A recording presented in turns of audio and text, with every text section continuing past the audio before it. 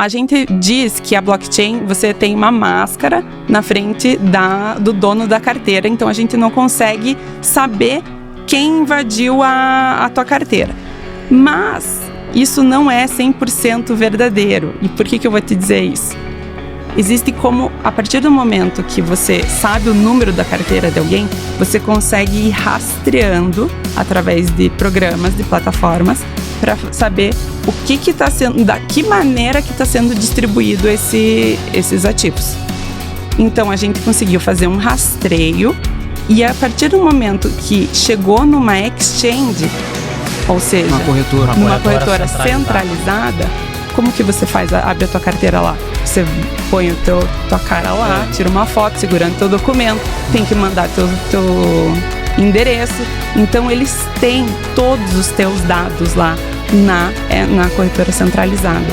Então quando acontece esse tipo de coisa, a gente consegue entrar com um pedido, a gente faz uma denúncia no Chain Abuse para dizer, está acontecendo isso, tem que fazer, e é assim, uma hora isso vai ser usado no processo e a gente faz um pedido judicial demonstrando todo o percurso que foi feito, a trajetória da cripto dentro da blockchain até o momento que ela chega na exchange.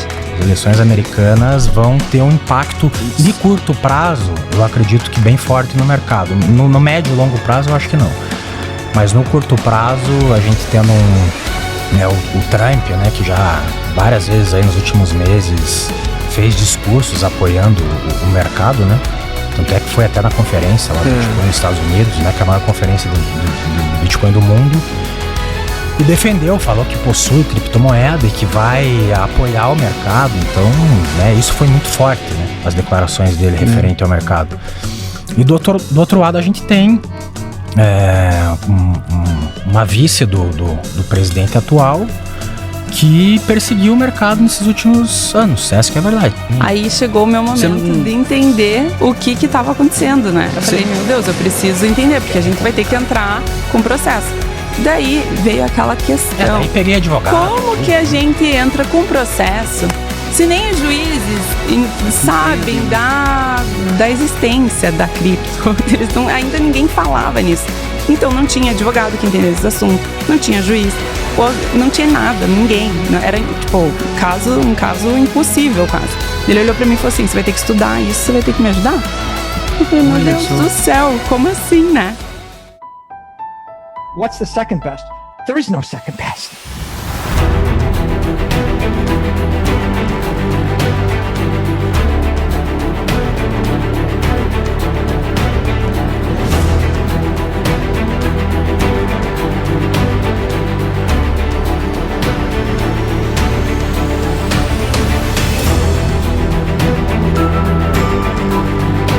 Honey badgers truly just don't care.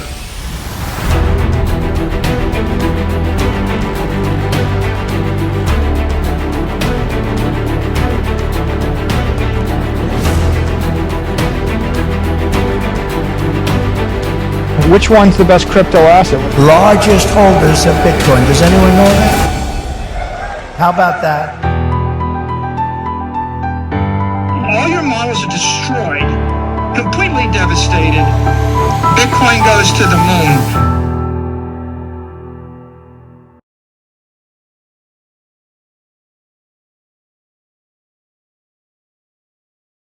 Fala pessoal, aqui do Texugo Podcast, estamos aqui no nosso terceiro episódio hoje e hoje a gente vai conversar com um casal de amigos, eles vieram de longe aqui para participar com a gente e Rafael e Carolina são investidores, Rafael já tem desde 2017, né? Desde 2017 nesse mundo cripto, e a Carolina é advogada.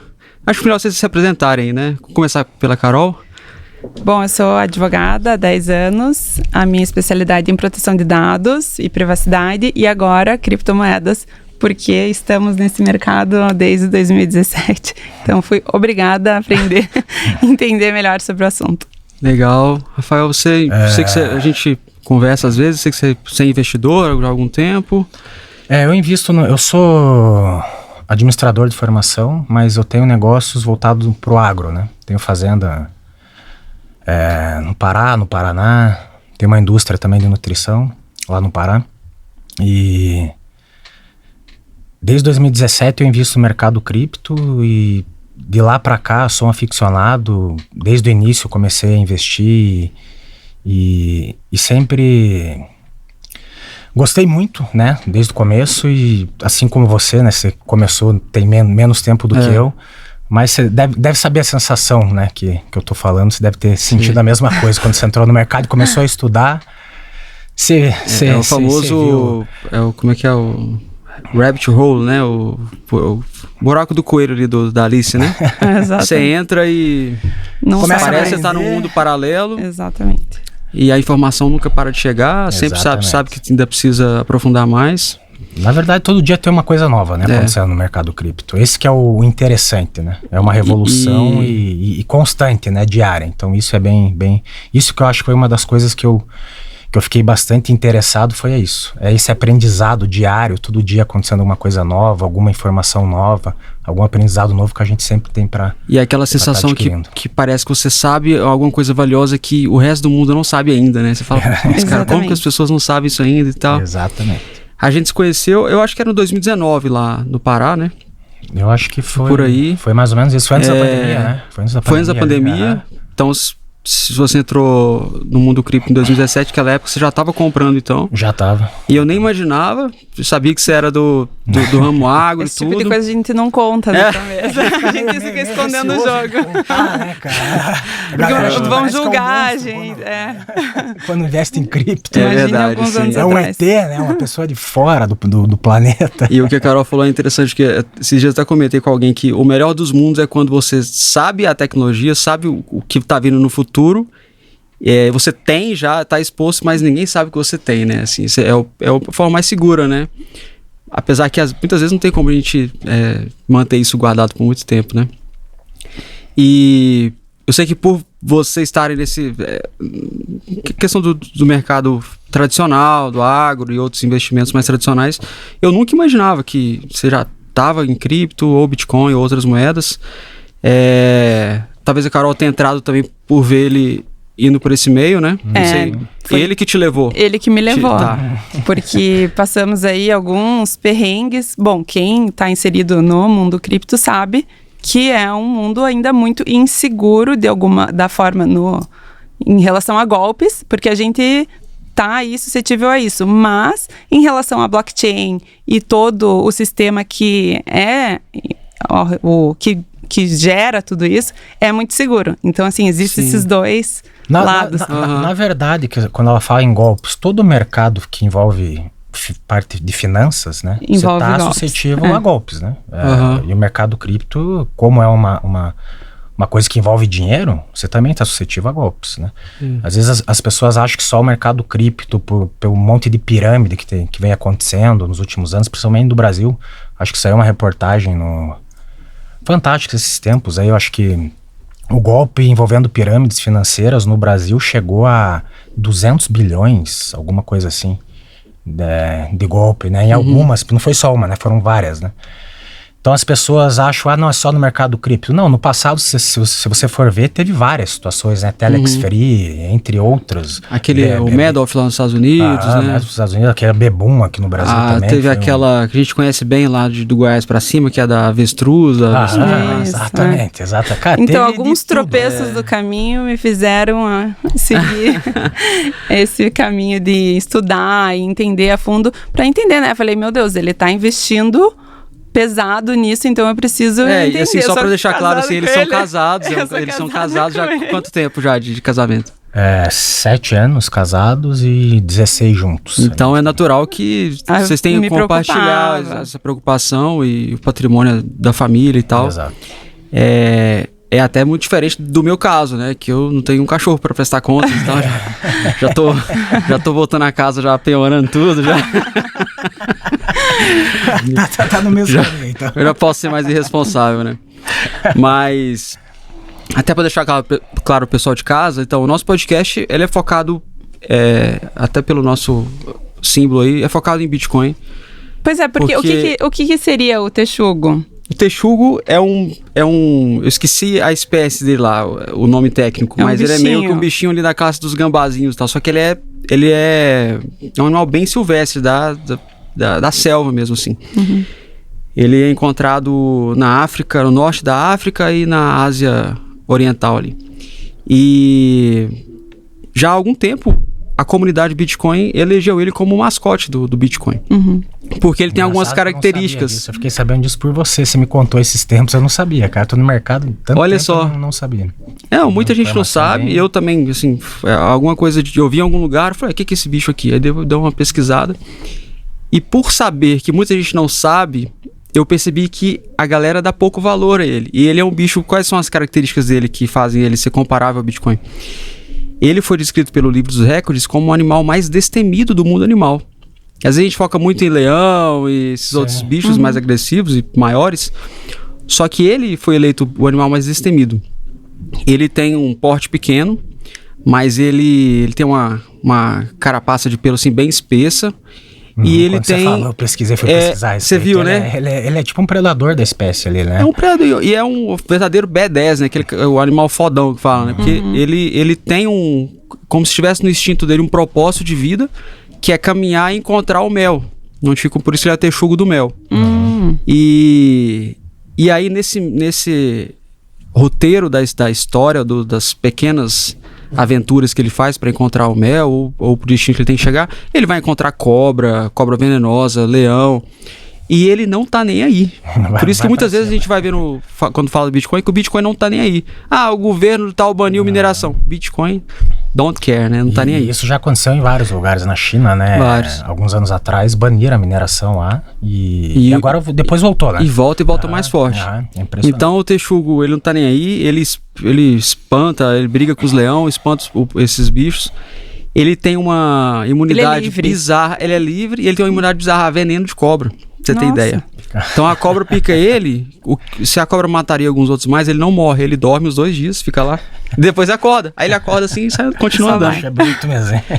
Ele é bruto, cara. E aí o podcast foi uma homenagem a ele, porque eu conseguiria trazer o Bitcoin pro nosso símbolo, pra nossa marca. E ele representa também um estado mental que é importante a gente ter para todas as áreas da nossa vida, né? Inclusive para outros propósitos ou para seguir em frente. Até vou fazer um comentário aqui, mas não invistam, tá? Eu fui pesquisar depois a respeito. Existe um token isso não é uma dica, isso não é uma dica. Mas existe. Eu nem cheguei aí a fundo qual é a capitalização de mercado e tudo, mas eu olhei numa carteira que eu tenho lá, na Uniswap, e existe o token texugo. Caramba, não sabia. Então, assim, a ideia do podcast sabendo que o Bitcoin envolve vários temas do mundo,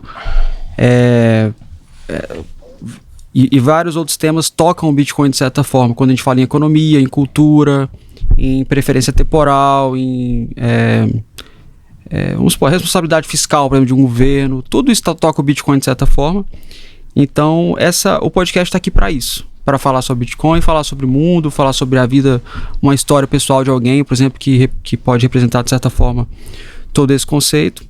E até trazendo para o nosso bate-papo hoje, assim, eu sei que vocês conhecem várias outras criptos, várias outras moedas, só que até por questão de tempo acho que eu vou tentar focar um pouco mais no Bitcoin e tal, até quando for falar da história de vocês. E depois que a gente for falar um pouco de fraude, a gente já consegue falar um pouco das outras, né? Porque com certeza você vai ter alguns casos aí que envolvem outras criptomoedas.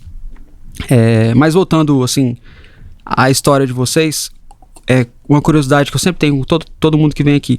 Como que foi o seu primeiro contato, assim, com o Bitcoin? Assim, como você trouxe a Carol, então por isso estou perguntando para você. Quem que te apresentou? Foi através de alguém? Foi alguma coisa que você viu? Ou um livro? Ou uma notícia? Eu, em 2017, eu vi uma reportagem, assim, uma notícia falando, né, do Bitcoin. Isso era ali em metade do ano, mais ou menos, de 2017.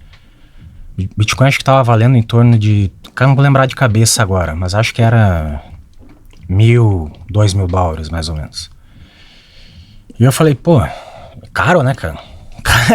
Já subiu demais, né? Caro, né? Isso aqui, pô, daí comecei a pesquisar, né? Fui atrás, internet e tudo. Comecei a pesquisar para ver quanto valia um Bitcoin há um tempo atrás. E já tinha tido uma valorização extraordinária, assim, né? Eu falei, cara, tá caro já esse negócio, fica meio arriscado investir, né? Mas ele estudava, e ele assistia a aula, e ele olhava pra mim e falava assim, ó, isso aqui é o futuro, você precisa estudar. Isso aqui Aí vai bater lá no direito também. Eu comecei a estudar e comecei a comprar. Não, mas você ficou um tempo só estudando antes de comprar. Um tempo só estudando. Tinha uns meses. Que na época também não tinha muito material, né? Não tinha nada, era um ou outro Mas o que curso. faltou em você? Faltou confiança ali? Faltou coragem mesmo. Coragem. Tá. Só que a coragem que faltou no começo eu tive depois. Até demais. Que daí eu Legal, vou... A gente já chega lá. Vou contar a história, né, toda. Tem um episódio muito triste aí, nesse início meu no mercado. Mas você começou pelo Bitcoin mesmo? Foi Ethereum? Pelo Bitcoin. Na época nem existia Ethereum. Ethereum, se existia, acho que em 2017 não. Ethereum acho que foi pós, ou existia, não Eu era acho que nem, existia já, mas... Até depois tem que ver, não tô lembrado, cara. Mas se existia era muito pequeno. Não tinha essa percepção que ia virar o que virou hoje. Eu lembro que ele comprou... Elas ficaram muito fortes a partir do ciclo do bull market pós 2017, 2018. Aí começou o ciclo de altcoins, né? Dogecoin, aquelas... Aí veio o Ethereum, começou a vir Solana, começou a vir todas as outras. Que são Mas de segunda nessa geração. época, quando eu iniciei, não existia existiam pouquíssimas criptos. Eu acho que, sei lá, 1000, cara. 500, assim. Só que a capitalização de mercado do Bitcoin representava, acho que 90%. Até, né, uma coisa... Hoje tá 56, 57, mais ou menos. A dominância do Bitcoin, né? Nessa época eu acho que era algo em torno de uns 90%, se não próximo disso. Então assim, comecei a estudar somente sobre Bitcoin. E comecei a comprar. Só que no ano de 2017 foi quando o Bitcoin ele bateu quase $20 mil no final do ano, né? Que foi o primeiro bull market que eu participei. Só que assim, eu entrei no metade do ano. No final do ano, o Bitcoin de $1.000, $2.000 foi para 20. Que isso, cara. Então eu falei, cara, vou ficar milionário com isso aqui, cara. Eu tinha investido um pouco. Você tava comprando e fazendo custódia própria ou não? Custódia própria, Você comprava época. E já sacava? Já deixava, mandava pra corretora e já tinha uma wallet minha que eu fiz na época que eu transferia pra wallet.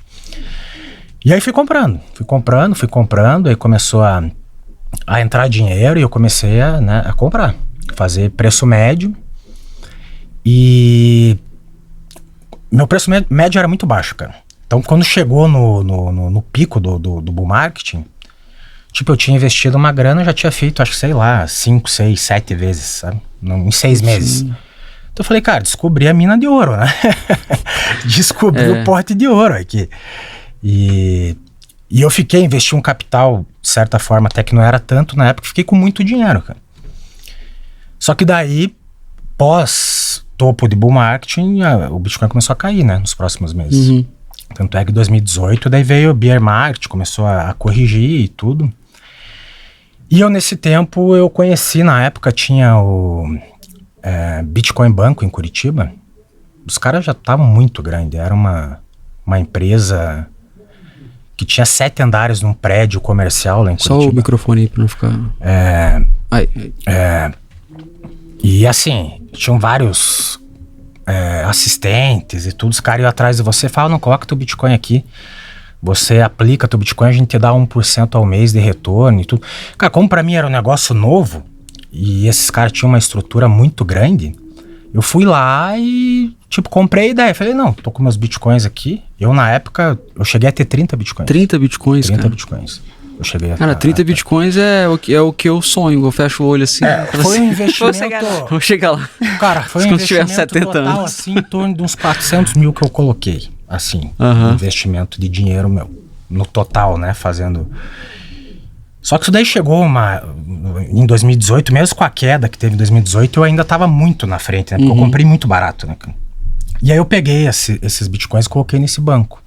Esse banco Bitcoin para ter 1%. Eu falei, acho que na época eu nem lembro, se colocava... Acho até legal falar, se tiver mais alguém que que aplicou nesse banco conhece também, coloca nos comentários aí, né? Pra gente saber. Sim, Né? muita Que eu não gente, sabia. Muita gente. Não, teve muito. Foi uma das maiores pirâmides do Brasil. Esse Putz, Bitcoin Banco. eu não sabia, realmente. Foi um golpe bilionário. Deixa eu chegar lá, né? É verdade. Aí eu apliquei meus bitcoins nesse Bitcoin Banco e recebia meus rendimentos lá, normal, 1% ao mês. Eu falava, não é um negócio, né, fora da curva, né? Pra ser uma pirâmide. Pra mim era uma coisa que tava dentro da realidade, né? E às vezes pedia saque, sacava normal, tudo fluindo. E isso ficou um tempo assim, normal. E só que eu não sabia, paralelo a isso tinha um sistema dentro dessa corretora de arbitragem entre duas blockchains que a galera fazia, um sistema de arbitragem e tinha retornos exorbitantes, assim. E eu não sabia, não conhecia, porque o meu negócio era, eu achava que estava com o Bitcoin aplicado lá no banco, estava seguro, os caras tinham uma puta de uma estrutura num prédio, um monte de funcionário, tipo, o cara que era gerente do Santander já estava trabalhando lá nesse banco. Eu falei, cara, isso aqui é um negócio novo, né? Revolução do mercado financeiro e tudo. O negócio tá crescendo aqui, os caras estão, né? Estão saindo na frente. A gente não conhecia o risco ainda das corretoras, né? Naquele momento ainda Exatamente. a gente não entendia. Não tinha acontecido golpes. A gente não sabia que aquilo lá era apenas um saldo representativo das tuas criptomoedas. Porque fique claro para todo mundo, quando você coloca a tua cripto, qualquer que seja, numa exchange, corretora, como você quer chamar, aquilo lá não é a tua cripto. Aquilo lá é um saldo representativo de criptomoedas. Então, quando ele colocou aquele saldo lá, e aí ele acreditava que ele tinha 30 bitcoins e estava recebendo uns juros por mês, ele tinha um saldo representativo era apenas um número na tela. Era um número na tela, não existia aquilo ali. Ele simplesmente deu o dinheiro dele para um desconhecido. Mas então, aí... conhecimento, né? Então, mas pegando esse gancho que ela falou, você falou que tinha gente de banco, um banco tradicional que já estava trabalhando lá. Então, assim, não era uma empresinha de fachada ou algo assim. Era algo impressionante. Tinha realmente ali uma isca forte, assim, você não é uma pessoa leiga, né? Era uma pirâmide muito bem estruturada. Esse foi o problema, né? Se eles tivessem te dado alguns sinais que era alguma coisa suspeita, né? Pra mim, a 1% ao mês era um negócio dentro da realidade, né, de mercado. Mas eles, toda vez que você ia checar o seu saldo, aparecia aquele número na tela. E aí ficou um tempo lá. Ficou um bom tempo. Como é que foi um ano? Alguma coisa assim, 1 ano e pouco. E rolava esse negócio por fora, que eu acho que começou a rolar mais pra frente, não na época que eu coloquei os bitcoins lá de fato, né, a aplicação. Isso daí acho que deve ter ocorrido um ano depois que eu iniciei, né, o investimento lá, né. E aí eu sacava, quando queria sacava, tava tudo normal. E chegou uma época que o negócio colapsou. Tipo, fui sacar um dia, não conseguia mais, aí fui lá no banco, na estrutura, os caras tava tudo lá, tudo normal. Você foi lá pessoalmente? Tudo funcionando normal, a gente tava com problema no sistema, isso e aquilo, aí passou uma semana... Apareceu no jornal. Uma notícia que o banco tinha sido hackeado em 50 milhões e eles estavam com tudo travado, porque estava tendo uma auditoria interna e tudo. Cara, se você procurar na internet, você acha tudo, tem notícia de tudo isso daí. E eu já comecei a ficar preocupado, né? Mas eu falei, não, mas vai resolver, cara. Né? Os caras devem ter tomado um hack, né? E a empresa era gigante na época, tinha custódia bilionária de criptoativos na época. E eu falei, não, vai resolver. Certo, eles estão fazendo essa auditoria, contrataram uma empresa de auditoria dessas, tipo, das mais pica, assim, multinacional, para fazer auditoria. E essa empresa estava fazendo auditoria. Lá dentro, então eu olhei, falei, não, tá tudo certo, né? Se a empresa está fazendo auditoria lá, né? Se os caras vão ter um prejuízo aí, vai se resolver. Cara, e o tempo foi passando e não resolvia. Começou a investigação policial. E aí o negócio começou a prolongar muito, né? Cara, você conseguiu dormir já nessa fase? Nossa senhora, não. Foi uma fase. Imagina. Aí chegou o meu momento de entender o que estava acontecendo, né? Eu falei, meu Deus, eu preciso entender, porque a gente vai ter que entrar com o processo. Daí veio aquela questão. Daí peguei advogado. Como tudo, que a né? gente entra com processo se nem os juízes sabem, Entendem, da existência da cripto? Eles não, ainda ninguém falava nisso. Então não tinha advogado que entendesse esse assunto, não tinha juiz, não tinha nada, ninguém. Era tipo um caso impossível quase. Ele olhou pra mim e falou assim: você vai ter que estudar isso, você vai ter que me ajudar? Eu falei: meu Olha Deus só. do céu, como assim, né? Do zero. Do zero, não. Bom, começamos aí atrás e tal, a gente fez parceria. Eu falei: eu não vou pegar esse caso porque eu não tenho psicológico para isso. Passei para um amigo e entramos com o processo. E nisso ele foi investindo, ele não desistiu. Eu queria que ele desistisse nesse momento. Eu falei: meu Deus, sai desse mercado que é loucura. Cilada. Mas ele deu uma pausa ali, mas ele continuou lá, investigando e tal, e eu ali só, né? Eu dei uma pausa, assim, mas eu sabia que o mercado em si, a cagada tinha sido minha, né? De dar a custódia das minhas criptos para outras pessoas. Porque é um dos primeiros mantras, né, de Bitcoin, assim, not your keys, not your coins, né? Até o poder que o Bitcoin carrega como uma solução para as pessoas é você ter ser seu próprio banco, ter a sua própria custódia, né? Mas vocês fizeram uma parceria com um escritório de advocacia para ir atrás? Aí foram atrás do banco, os caras fizeram uma confissão de dívida do valor total em Bitcoin. Falaram: não, a gente vai acertar em tanto tempo. Fizeram tipo um parcelamento, assim, para me pagar. E nunca pagaram nenhuma parcela. Eles assinaram a confissão de dívida e nunca pagaram nenhuma parcela. Mas essa galera tá presa? Tá onde hoje? O dono foi preso, ficou 3 anos preso, se eu não me engano. E assim, né, como a justiça no Brasil, o crime compensa, né? Ele ficou 3 anos preso e foi solto. Deve estar, não sei aonde agora, gastando aí meus bitcoins por aí. Porque ninguém consegue tomar se o Bitcoin estiver na carteira lá. Não, na Cold Se Wallet. tiver em autocustódia, Cold Wallet, cara, não é possível, né? Não tem nem como. Mas assim, é incrível como você... A Carol falou que você não desanimou. Não. Eu não sei, falando por mim, cara, eu não sei. Se eu não tivesse tanta convicção, vamos supor, há 2 anos atrás, eu não tinha a convicção que eu tenho hoje. Sim. Eu talvez teria desistido. Falar assim, eu vou para imóveis mesmo, porque isso aí... Enfim. Não, daí a gente começou a ir atrás de entender o que era DeFi, o que era pool, e ver outras formas de ganhar dinheiro com isso. Porque assim, a gente acreditava muito no mercado. Ele acreditava muito mais do que eu. Eu fui fazer especialização de proteção de dados e eu entendi que a blockchain é o jeito hoje, é uma revolução do mercado, na qual você consegue ter a tua privacidade, em tese, protegida, e você consegue fazer todas as transações ali sem ter um menor risco, porque como ela é um sistema que é distribuído, então você tem a segurança ali de que ninguém não vai dar errado no caminho. Não tem eu como. acho que a gente podia entrar nesse assunto já dos golpes, das fraudes, que eu já sei que você tem essa experiência e tem alguns casos. E aí você falou de blockchain, a gente pode... Vamos criar um contexto aqui, até pro pessoal que às vezes não sabe o que é blockchain, não sabe? Às vezes a gente fala em Bitcoin, fala em cripto. Acho que você podia explicar o que é a blockchain, por que ela é essa camada, a base, assim, como se fossem os trilhos, né? A rua onde as criptos se movimentam. E como que você usa blockchain assim na sua profissão, até para poder solucionar ou identificar esses golpes aí. Certo. Então, é assim. A blockchain, ela é um sistema que é distribuído em vários computadores no mundo. Então, vários servidores. Então, o que acontece? Ele foi criado um sistema no qual, quando você faz uma operação de transação, eu vou passar o meu dinheiro para você, esse dinheiro, como que eu posso explicar isso? Bom, ele vai ficar registrado como se fosse num caderno, num livro. Num livro contábil.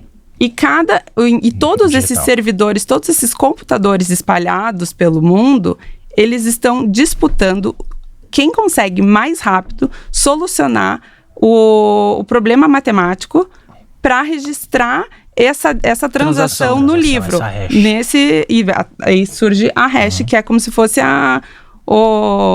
como é que é o Comprovante.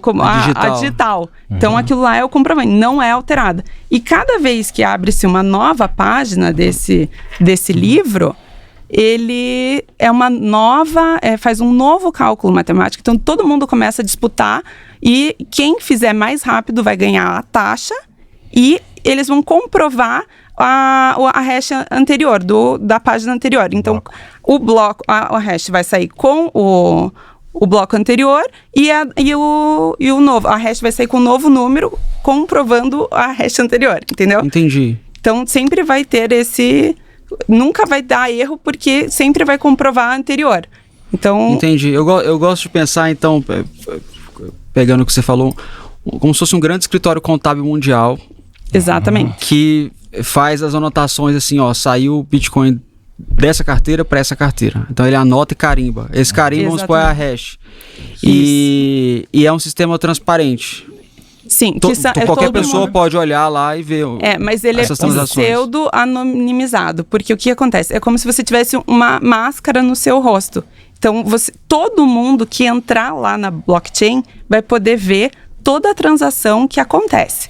Se eu tiver o número da tua carteira, eu consigo ver lá quanto que você tem de ativos, todas as transações que você faz. Só que se eu não souber quem está por trás dessa carteira, vai ser uma pessoa com a máscara. Com a máscara. Então, assim, a gente vê pela carteira a transação que está acontecendo, mas a gente não sabe quem está lá. Entendi. É porque sempre, às vezes, cria uma confusão. A gente costuma falar que o Bitcoin é um sistema muito transparente, né? Você consegue ver, inclusive, o saldo das carteiras. Sim. Ele é muito seguro por ter esse sistema distribuído, então todo mundo vai confirmar a transação que aconteceu e a transação que está naquele bloco. E são... o papel dos mineradores fala justamente fazer essa verificação dessas transações. Exato. Através de solução matemática e força computacional. E quando o minerador realiza essa verificação, ele, como recompensa, ele ganha os bitcoins. E assim o Bitcoin surge no mundo. Exatamente. E como cada vez mais está dificultando, tem que existir cada vez mais poder computacional. Então gasta-se mais energia. Então, assim, até aconteceu um caso esses dias atrás de um cara conseguir ganhar sozinho. Isso foi assim. Um bloco lá. Eu vi. Lá. Foi um feito que o cara fez. Mas isso daí é tipo quase ganhar loteria, né? Sorte, assim. Ele ganhou quantos bitcoins foi? Nem lembro, mas foi assim, bizarro. Eu lembro que você comentou comigo, eu verifiquei isso daí, era verdade. Eu até vou aproveitar esse gancho para puxar um pouco de sardinha pro Bitcoin, assim. Quando você falou do poder computacional e tal, vocês já leram aquele livro do Seyfried Amos, do Bitcoin Standard, né? O Bitcoin é uma invenção tão poderosa e assim, pouca gente hoje entende assim, o quão poderosa é, que, veja bem, o que a gente tem de mais próximo de sound money é o ouro, né? Até então. Sim. E o ouro, quanto mais o preço do ouro sobe, mais você vai ter estímulo para ser mais minerado o ouro e trazer mais ouro para o mercado, e aí você deprecia o valor de quem já detém o ouro, né, como reserva e tal. E olha, e agora vamos fazer um contraste com o Bitcoin. O Bitcoin é tão poderoso que quanto mais o preço dele sobe, ao invés de você aumentar o estímulo para produzir mais, você vai aumentar o estímulo de força computacional para proteger mais o Bitcoin. Exatamente. Você vai fortalecer a rede. Olha que loucura, né? Você vê... e além disso, tem uma diferença pro Bitcoin e pro ouro. O ouro, ele é ilimitado, né? A gente não sabe quanto de ouro tem no mundo, porque é o quanto tiver força para extrair, vai ter ouro. E o Bitcoin é limitado, né? Serão só 21 milhões de unidades, então... Acho que já foram minerados 20, né? Chegou a ser 20 já? Putz, eu acho que se não chegou a 20, tá bem próximo. Tá bem próximo de 20, E aí... As últimas 1 milhão de unidades provavelmente serão mineradas até 2140, se não me engano. Né? Então, a escassez, ela vai ser cada vez maior, né, do Bitcoin. E do ouro, não. O ouro, do que você depender de força e de tecnologia, da parte de mineração, você vai conseguir extrair ouro. Porque a gente não sabe o quanto de ouro que tem no mundo, né? Quem sabe seja infinito. Tem algumas estimativas do tanto do supply do ouro.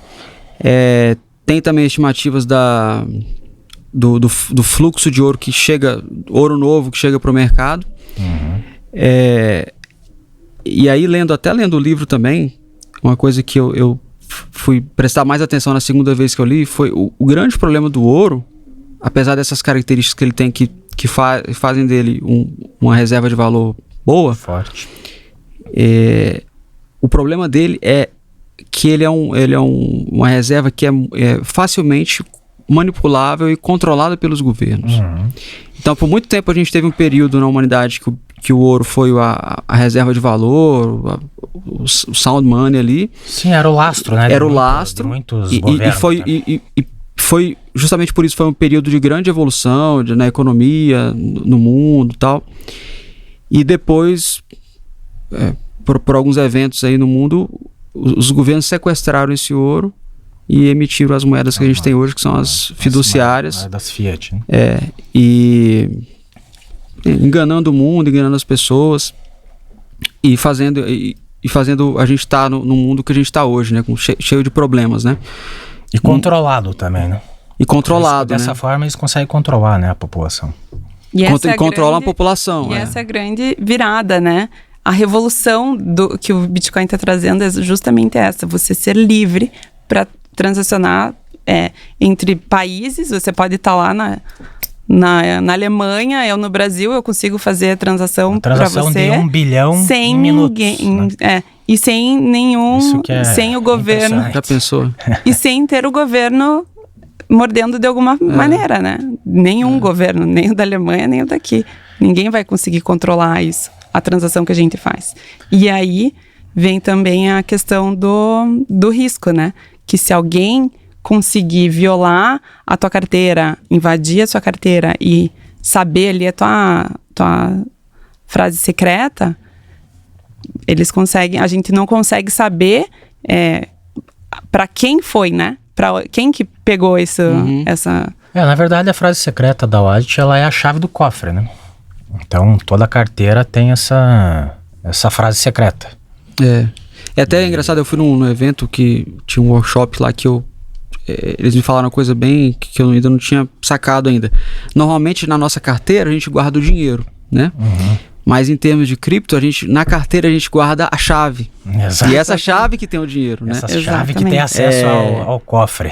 E aí, a Carol falou assim, tem essa facilidade, eu consigo ser o dono do meu próprio dinheiro.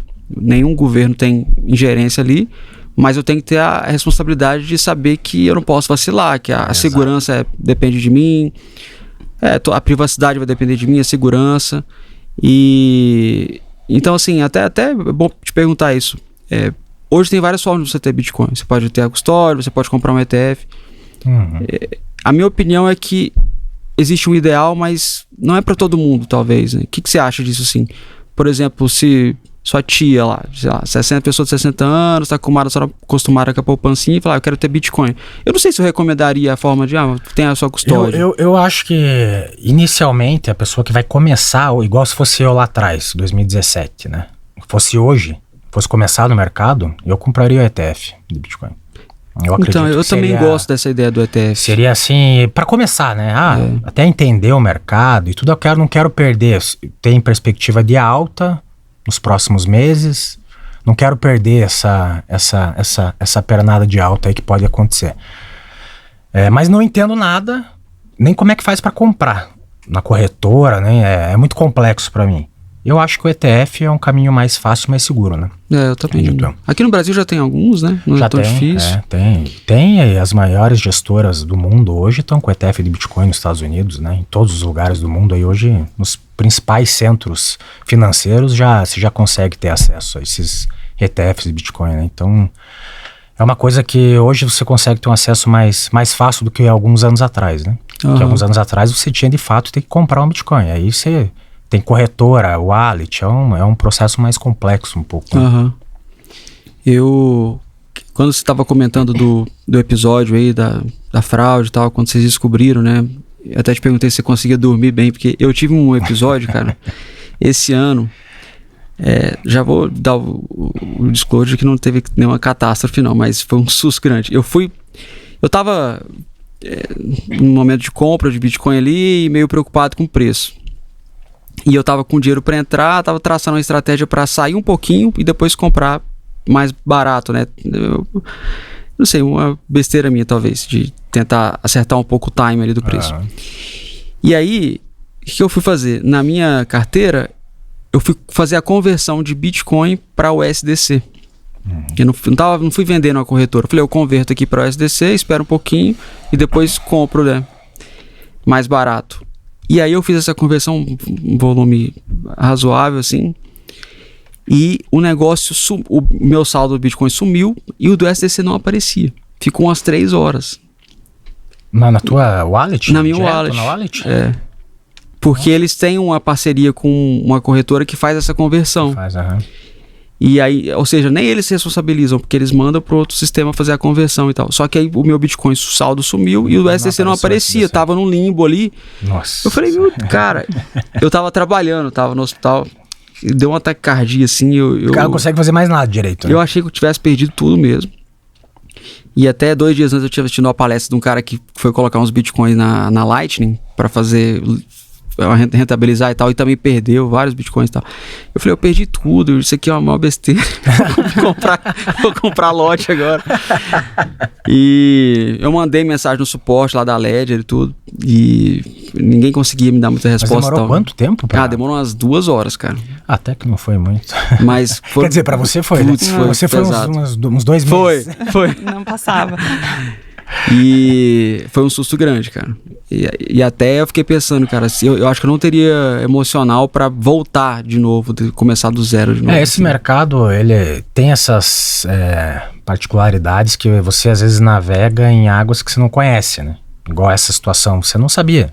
Comigo também já ocorreu alguns casos de eu fazer alguma tipo de operação dentro de alguma blockchain e acontecer isso, às vezes demorar um time, igual até comentar um pouco sobre a rede Solana. A rede Solana, ela é fantástica, a blockchain da Solana, né? Mas ela teve alguns casos que ela congestionou.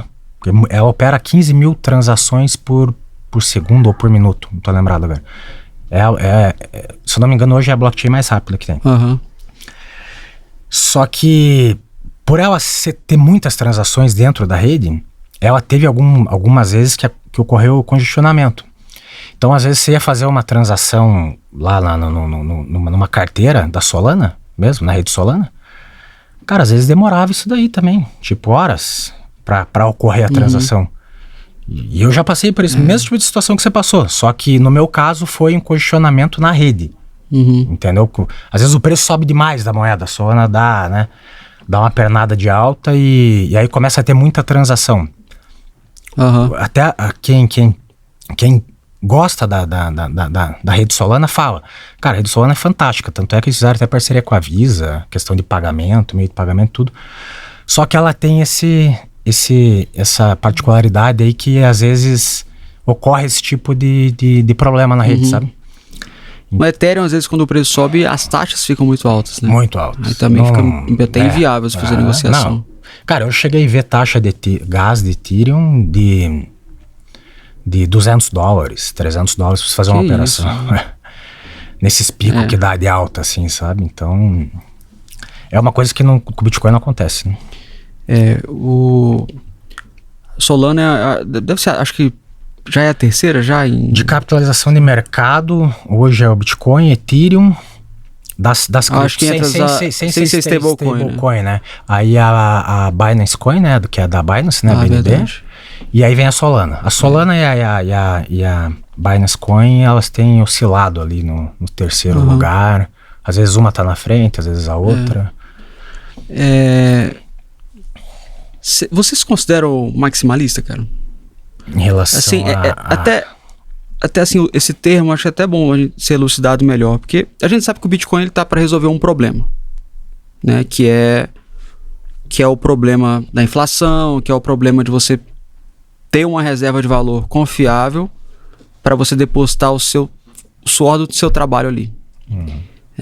Para mim, esse é o problema que ele resolve. E aí a gente tem inúmeras outras criptomoedas que o propósito delas não é esse, a gente sabe. É diferente. Então, assim, por exemplo, eu acho que só o Bitcoin resolve esse problema. Então, o Bitcoin, ele é um bicho à parte, assim, é um negócio diferente. E as outras moedas são outros projetos, né? Sim. Só que às vezes, então, eu me considero um maximalista. Porque, por exemplo, eu tenho um Ethereum e outras coisas. Mas eu sou um maximalista, porque eu acredito no Bitcoin como uma solução maior e a única para isso. Qual que é o seu pensamento disso? Assim, hoje, vamos ser mais práticos. Hoje a sua carteira tá o quê? Metade Bitcoin, metade outras? Ou você dá uma predominância Tem mais altcoins do que Bitcoin. Mais altcoins? Mais 40, 60 mais ou menos. Você já me surpreendeu aí, cara. Tem bastante Ethereum, gosto bastante. Solana também. Fala um pouquinho do Ethereum aí. O que você acha que é a sua visão de futuro do Ethereum? Cara, o Ethereum ele tem uma funcionalidade que o Bitcoin não tem, né? Que são os contratos inteligentes dentro da rede, né? Então, hoje você tem plataformas dentro da rede Ethereum que você consegue emprestar, fazer empréstimo, tomar empréstimo. Às vezes com os próprios Ethereums você coloca lá um valor de Ethereum que você consegue absorver a mesma coisa de valor e daí você consegue fazer um investimento dobrado, entendeu? Tipo, eu tenho 5 Ethereums, eu posso tá posicionado em 10. Que eu faço, deixo o meu bloqueado e tomo mais 5. Então eu fico exposto a 10 Ethereums, entendeu? Você já faz isso, já? Já. Mas e aí, se o seu investimento der errado com esses 5 aí? Aí é questão de mercado, né, cara? Errado no que? Você diz cair? É. Isso? É questão de apostar, né? No token, né? Eu acho que assim, o Bitcoin ele que puxa todo o mercado. Você deixa 5 Ethereum seu travados. Existem plataformas que fazem isso. Você deixa como se fosse em custódia. Como se fosse um banco. Como se fosse um banco. Você deixa travado lá. Você bloqueia rendendo alguma coisa. Rendendo alguma coisa e você pega.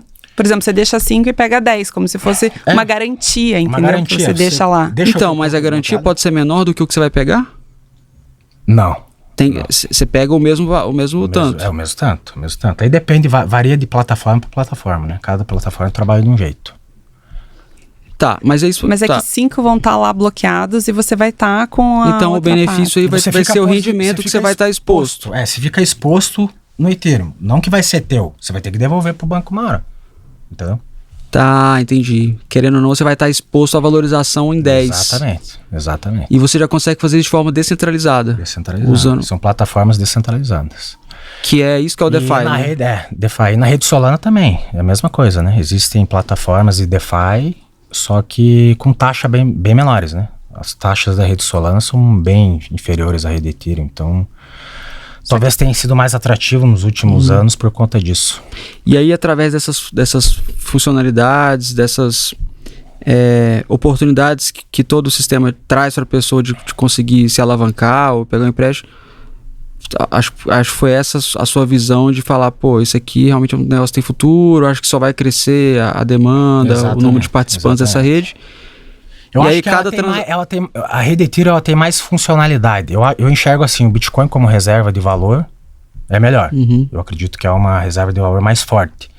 Mas o Ethereum como funcionalidade para investimentos abre um leque muito grande, né, de possibilidades. E você consegue ter uma renda passiva, né? Exato. Porque todas as transações geram uma taxa. Essa taxa ela é distribuída depois para os detentores do token, exatamente, né? Inclusive daí tem outras ferramentas de DeFi, né, que são pools de liquidez, a qual você participa e também tem rendimento em cima disso. Então, daí já é um negócio mais amplo, né, mais complexo. Você ganha, você participa assim, você deixa teu dinheiro lá, bloqueado. Por exemplo, como se você fosse um investidor daquela cripto. Uniswap, não sei como se fossem ações daquele você acredita naquela e você coloca lá o teu dinheiro como se fosse um investimento.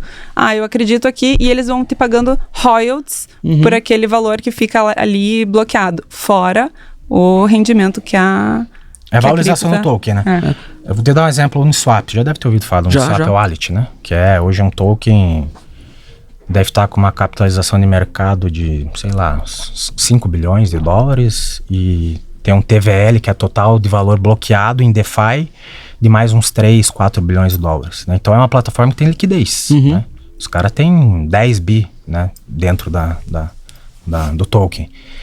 E lá, a Uniswap ela é uma wallet, né? E lá você faz transação de milhares de tokens, né? Que existem na rede Ethereum.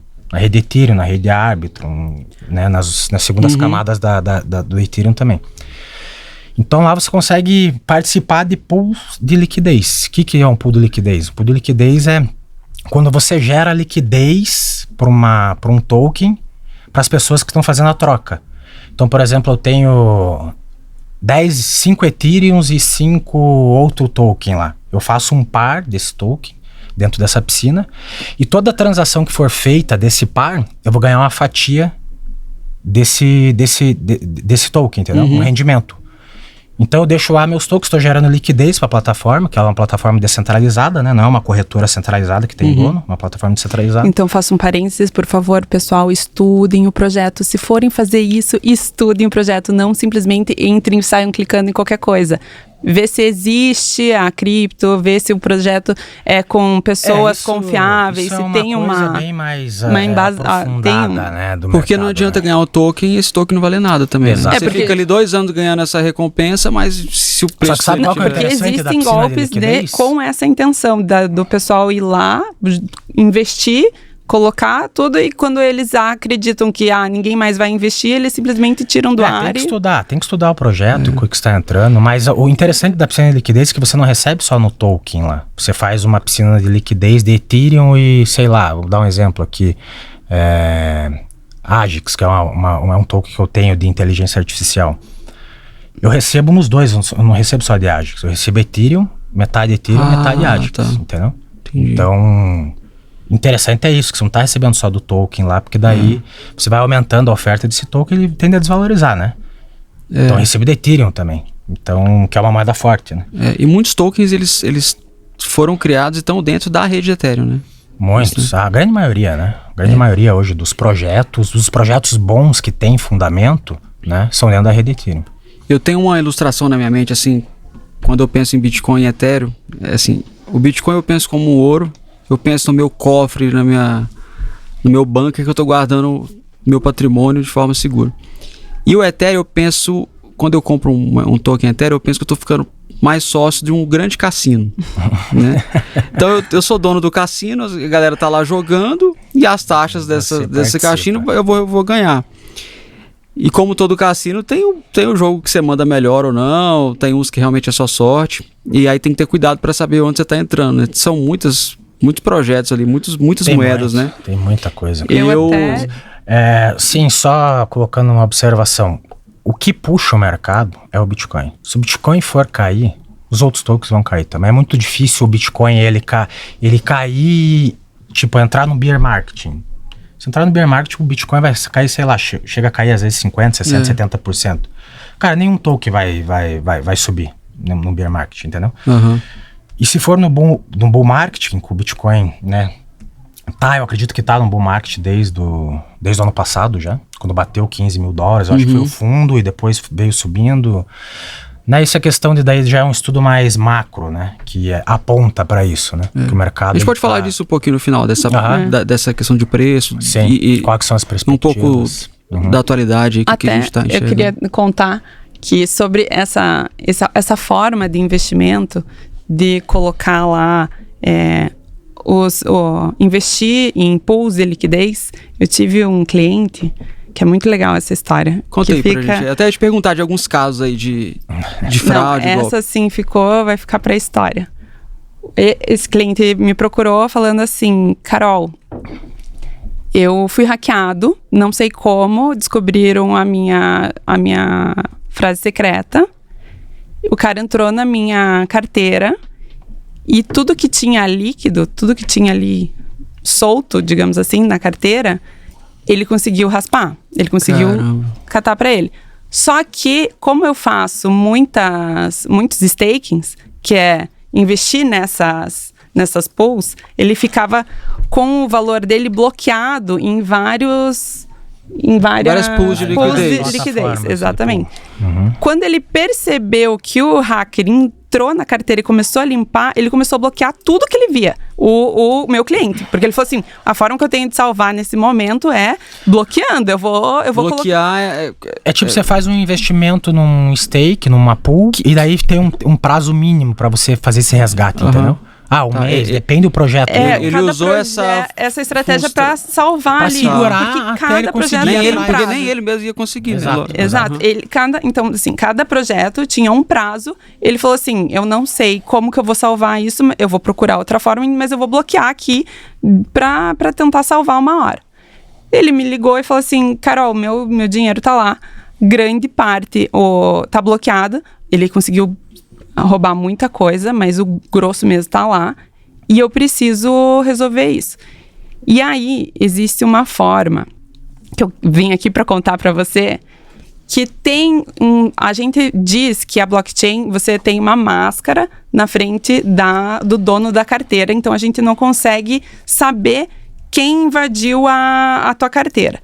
Mas isso não é 100% verdadeiro. E por que eu vou te dizer isso? Existe como, a partir do momento que você sabe o número da carteira de alguém, você consegue ir rastreando através de programas, de plataformas, para saber o que está sendo, da que maneira que está sendo distribuído esses ativos. Então, a gente conseguiu fazer um rastreio e a partir do momento que chegou numa exchange, ou seja, Uma corretora. numa corretora centralizada, como que você faz? Abre a tua carteira lá. Você põe tua cara lá, tira uma foto segurando teu documento, tem que mandar teu endereço. Então, eles têm todos os teus dados lá na corretora centralizada. Então, quando acontece esse tipo de coisa, a gente consegue entrar com um pedido, a gente faz uma denúncia no Chain Abuse para dizer, está acontecendo isso, tem que fazer, e é assim, uma hora isso vai ser usado no processo, e a gente faz um pedido judicial demonstrando todo o percurso que foi feito, a trajetória da cripto dentro da blockchain, até o momento que ela chega na exchange, e aí a gente pede, saiu dessa carteira o valor tal, e foi sendo distribuído até chegar aqui, e eu quero saber quem é esse cara. E aí a gente consegue descobrir quem que tá por trás daquele roubo, né? Só que nada mais é que um roubo. Uma observação nesse rastreio aí. Quando é feito esse rastreio, normalmente o cara que faz que é o hacker, que ele hackeia a carteira, uma hora ele vai querer liquidez em dinheiro, né, desses tokens. Então, normalmente, ela até estudando essa questão de rastreio e com outro parceiro dela, eles pegam e dividem os tokens roubados e começam a mandar para, passa por umas 2, 3 carteiras antes até chegar na corretora, mas o destino final, pode colocar 99% das vezes, vai ser uma corretora centralizada. Por quê? Porque ele quer vender para fazer dólar, para fazer euro, para fazer alguma outra moeda para ele. Porque ele é o modus operandi dele, ele quer Mas não ter é um mais pouco dinheiro. ingenuidade dele saber, porque ele sabe que na Mas é que o corretora... trabalho em três deles- situações que ela pegou, e foi feito isso. Eles mandaram para corretora. Então, mas ele... Essa carteira que chegou É um pouco de inocência, né? Pois é, mas a Se for carteira da pensar. corretora que vocês visualizaram que o dinheiro chegou, ela realmente estava no nome da pessoa, do bandido, ou ele abriu a conta usando um outro nome? Bom, se estava no nome do bandido ou não, eu não sei. Isso não interessa. Não interessa, Vai ser da mas pessoa, né? foi Vai para ser aquela da pessoa. pessoa. Interessa que vai chegar Chegou em uma pessoa que a gente consegue identificar. Você vai descobrir o nome Mas de eu falo quem assim, é. vai chegar uma descobrir o nome de ordem alguém. judicial para a corretora e vai falar assim, esses ativos comprovadamente são da pessoa que foi roubada. Exatamente. E hoje no Brasil eles já tem essa jurisdição para a corretora poder, baseada em alguma lei, obedecer isso. Se for no Brasil, o processo correr no Brasil, a corretora tem que ter escritório no Brasil. Tem que pra ter. fazer o processo dentro do Brasil, né? Se for uma corretora internacional, aí é um processo internacional, é uma coisa muito mais complexa. É um pouco de mais fazer, complexo. Aí que vem. Nesse caso você conseguiu recuperar. Então, nesse caso, que foi um valor bem relevante, o que a gente fez? Eu fiz parceria com 3 caras muito legais, que são feras aí em desenvolvimento de robôs. Eles desenvolveram um robô de raspagem que cada vez que o hacker jogava gás para sacar os rendimentos que estavam caindo lá na carteira, eles iam sacando para não deixar... Gás é a taxa. A ali, taxa, né? não deixar ele sacar aquilo. E aí, no exato segundo que desbloqueava esse staking, eles tinham um robô que mandava uma taxa super alta, porque vale lembrar aqui que quanto mais alta é a taxa, mais chance você tem de entrar naquele bloco. Entrar na frente no E bloco. concluir a transação mais rápido. Concluir a Exato. transação mais rápido, exatamente. Então, Detalhe, isso na rede Ethereum, tá? Ela tá Tá. comentando, na rede Ethereum. Então, Esse caso foi na rede Ethereum. na rede Ethereum. Mas os tokens, vários tokens. Vários Tá, tokens. tá. Aí o que acontece? A gente teve que mandar um gás, uma taxa super alta, para entrar no mesmo bloco a intenção de fazer a transação e cair a transação no mesmo bloco, entendeu? É porque, pra acontecer tudo assim, no mesmo bloco. quando desbloqueia esse valor lá que estava bloqueado, Foi tipo, uma no disputa de determinado quem era token, mais rápido. Ele desbloqueia, você tem que fazer uma operação para você jogar para a carteira e da tua carteira você tirar ele, sacar para outro lugar, né? Que esteja seguro, porque aquela carteira já está comprometida. Então essa operação de você desbloquear o token, cair na tua carteira e você enviar para outra carteira, seriam 3 operações, né? Ou pra seja, você fazer. 3 blocos diferentes. Entendi. Que Eles geralmente aconteceria. Eles desenvolveram um robô que faz as 3 operações num bloco só. Então por isso que eles venceram o outro hacker que tinha hackeado a carteira desse cliente dela. Porque eles desenvolveram o robô mais rápido que do hacker e mandaram uma taxa bem alta. Acho que teve uma transação lá que mandaram a taxa de 4 Ethereums, né? Acho que foi muita pra fazer coisa. 4 Ethereums pra fazer o caramba. saque. Só que o valor era bem alto, cara. Acho que o valor era em torno de $200 mil, né? Exatamente. O saque, né? Que um saque ele de- tinha travado lá $200 mil, ele precisava sacar aquilo mais rápido que o hacker. E a gente já tinha percebido que o hacker estava com o robô fazendo... Que a gente estava naquela disputa, sabe? De quem conseguia fazer os saques Cara, mais isso rápido. parece coisa de filme, Não, assim. é Parece que é impressionante, cara. uma história de Não, era documentário, tensão. né? Tensão. Não, e eu já tô imaginando os atores ali, daquele drama todo, né? Sim, Esse e robô assim, foi ó, feito por alguém do Brasil, eles... Eles são brasileiros, mas teve uma parceria Cara, com um porque- cara de fora. Porque isso pra Teve mim uma é uma parceria. coisa muito avançada. Eu não sabia que já tava avançado assim. Pra mim ainda era um faroestezão que não tem lei, o povo não entende muito e perdeu. Não, tem um povo que conhece, viu, cara? Tem um povo que Até já assim, conhece bem. até como investidor. Porque isso é muito programação, né? É uma programação, tipo, é um negócio muito fora do que a gente conhece, assim. O problema é que a gente fica tão... Às vezes o brasileiro fica tão anestesiado com os assuntos que tem nesse país, assim, que você vê, o mundo inteiro tá falando de inteligência artificial, de robô, de mandar foguete Pensando pra lá na Marte. frente, né? Os caras estão pensando nisso e a gente tá pensando em quê? Na Amazônia ainda, que tá pegando fogo. Não, nós estamos pensando Não, e em assim, várias ó, coisas na Cara, política. essa é uma situação- porque assim, a ideia, a sensação é que a gente tá numa grande fazendona mesmo aqui no Brasil, e é uma grande fazenda, né? Então, assim, realmente eu achei, pô, a gente tá avançando bem nisso aí. E como investidor, até pra entender mais ainda a fundo em que pé que a gente tá como sociedade entendendo essa tecnologia, como é que tá no direito, os advogados, os juízes, você acha que o pessoal tá entendendo mais, ou tipo assim, é 20%? Qual é a sua impressão?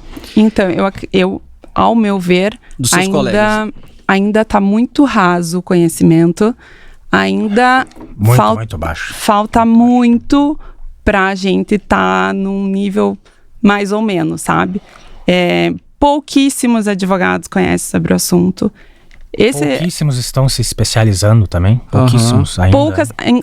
Você vê, investidores não sabem ainda que dá para fazer esse rastreio.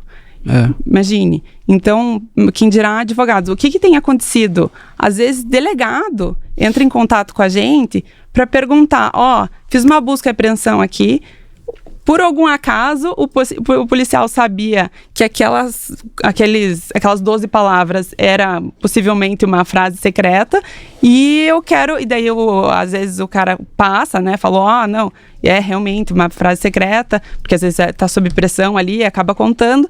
E eles perguntam, o que eu faço? Para onde que eu mando esse valor? Tem 5 bitcoins lá, travado numa carteira, que eu sei e agora está em custódia da polícia. Para onde que eu mando?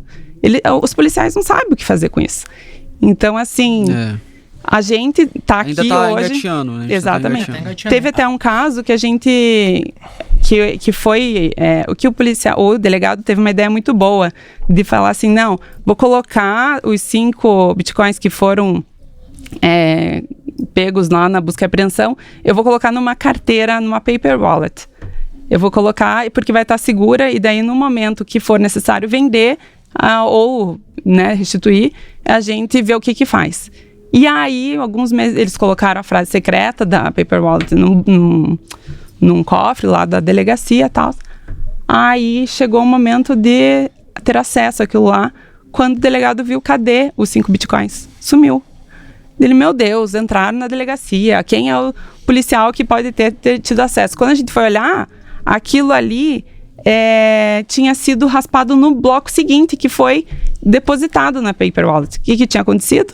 O delegado clicou, entrou numa paper wallet que não existia, no caso era um site que era um golpe, ele depositou lá, no bloco seguinte já foi raspado, já foi tirado, ou seja, nenhum policial tinha culpa naquilo, ninguém tinha tido acesso àquela frase secreta, simplesmente ele colocou no lugar errado. E daí como é que você faz? Se você tem que restituir isso Eu acho que a gente já falou muita coisa ruim aqui do mercado. Cara, esse eu só tenho história ruim. Aqui, cara, ninguém vai comprar Bitcoin, cara. Olha, eu assisto muito podcast aqui do Brasil e lá nos Estados Unidos, onde o pessoal já tá há mais tempo, né? E tem coisas que eu não sabia, não nos fala muito, né? Até é bom o pessoal ter essa ideia, que tem a possibilidade de recuperar, se alguém teve algum problema assim, até pode entrar em contato. Até no final eu vou pedir pra você passar seu Instagram, porque o pessoal pode entrar lá e mandar tirar dúvida, perguntar mais. Existe, cara, se perdeu, ainda existe uma luz no fim do túnel, sempre ainda tem uma possibilidade, às vezes mesmo que pequena, mas existe. Eu me considero bem tradicional, mais raiz e até, eu não sei se eu já comentei isso com vocês, assim, em relação ao Bitcoin e outras altcoins, eu tô tendo a mania agora de pegar o preço já de alguns anos atrás, né? E comparar o preço das altcoins em Bitcoin. E isso tem me afastado um pouco das outras moedas, porque eu vejo que poucas acompanham. E se você comparar elas, não em dólar nem em real, mas em Bitcoin, elas estão caindo, elas perdem valor, né? Sim. E aí por isso que eu tô indo cada vez mais fundo no Bitcoin, né? Agora, eu entendo que quando você está mais antenado nas narrativas, os projetos, talvez no curto prazo você consiga fazer um dinheiro ali e ter um lucro maior. Né? O que acontece normalmente em bull market, eu estou passando pelo terceiro bull market, já que é o ciclo de alta, né, do mercado cripto. Nos 2 ciclos anteriores a esse que a gente está vivenciando agora, que eu acredito que seja um bull market, porque a gente já bateu o topo histórico e eu acredito que vai mais ainda, né? A gente está com um cenário macro aí, né, os Estados Unidos prestes a iniciar a corte de juros, então injeção de liquidez global no mundo tem aumentado, e isso gera um certo otimismo para investimentos de risco, né? E eu acredito que a tendência nos próximos meses aí é o mercado cripto num todo, mas principalmente o Bitcoin inicialmente, como está acontecendo, ele ter uma alta expressiva.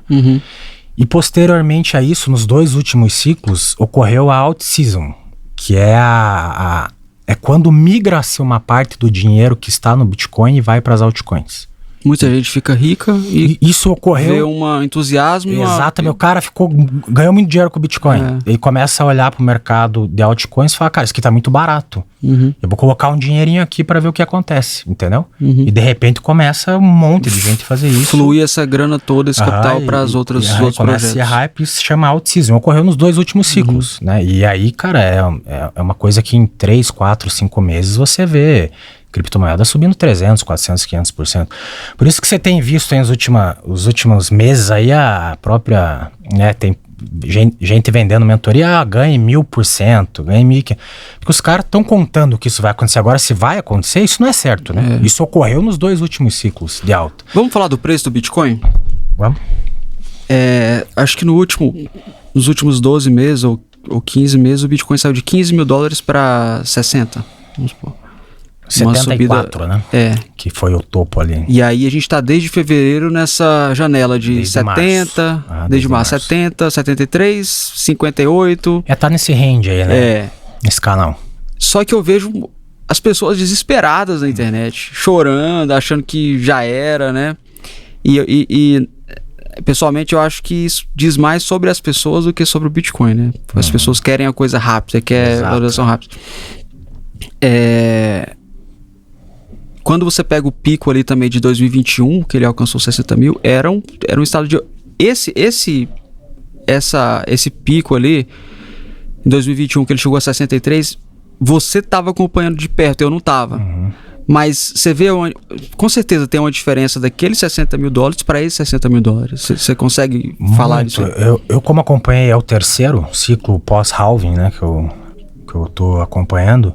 Se você for pegar os dois últimos pós-halving, ficou nessa lateralização aí durante 5, 6 meses. Estamos falando coisa de 180 a 220 dias aí. O comportamento está sendo exatamente o mesmo. Se você for pegar o gráfico, pode estudar o gráfico. Tá uma tarefa de casa para quem gosta de estudar gráfico aí. Pega o gráfico 2017, pega o gráfico de 2020 para 21 e pega esse gráfico de agora, para você ver como o comportamento está sendo muito parecido. Essa lateralização... A lateralização, dentro desse esse marasmo no preço, assim, depois do halving, que o halving gera muita expectativa, né? Exato. Mas eu falo assim, porque, por exemplo, em 2021, quando chegou aquele ápice ali de preço, a gente tinha uma euforia muito grande, já tava rolando a FTX com aquele monte de rolo lá e alavancagem.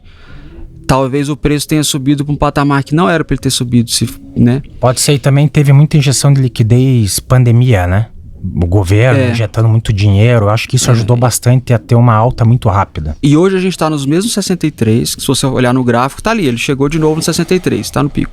Só que o clima é outro. E o background é outro. Sim. Você tem juros altos, você não tem liquidez grande no mundo, não teve um corte de juros ainda. Você tem uma BlackRock da vida que tá, comprando a rodo aí, muito Bitcoin. Você tem as 3 maiores gestoras hoje com ETF de Bitcoin. Você tem o CEO da BlackRock, que é um cara respeitado no mundo, que antes odiava o Bitcoin, tá indo pra televisão nos Estados Unidos falar bem do Bitcoin. Bom, falou dos juros e tal. E sem falar de toda a disseminação de conhecimento que a gente tem, que a gente já angariou desde 2021. Então, assim, é o mesmo preço, mas a sensação é que a gente está num piso ainda. Porque as coisas estão, né? Tem muito a melhorar. Tem muita coisa para acontecer ainda nos próximos meses aí, eu acredito, daqui pro ano que vem. Por isso que a minha irmã tá à venda também, tô vendendo ela para poder comprar. Tô vendendo a minha irmã, a mãe. Quem quiser. Tem uma coisa também que você não comentou no cenário macro, que é as eleições americanas, né? As eleições americanas vão ter um impacto de curto prazo, eu acredito que bem forte no mercado. No médio e longo prazo eu acho que não. Mas no curto prazo, a gente tendo o Trump, né, que já várias vezes aí nos últimos meses fez discursos apoiando o mercado, né? Tanto é que foi até na conferência lá do Bitcoin nos Estados Unidos, né, que é a maior conferência de Bitcoin do mundo.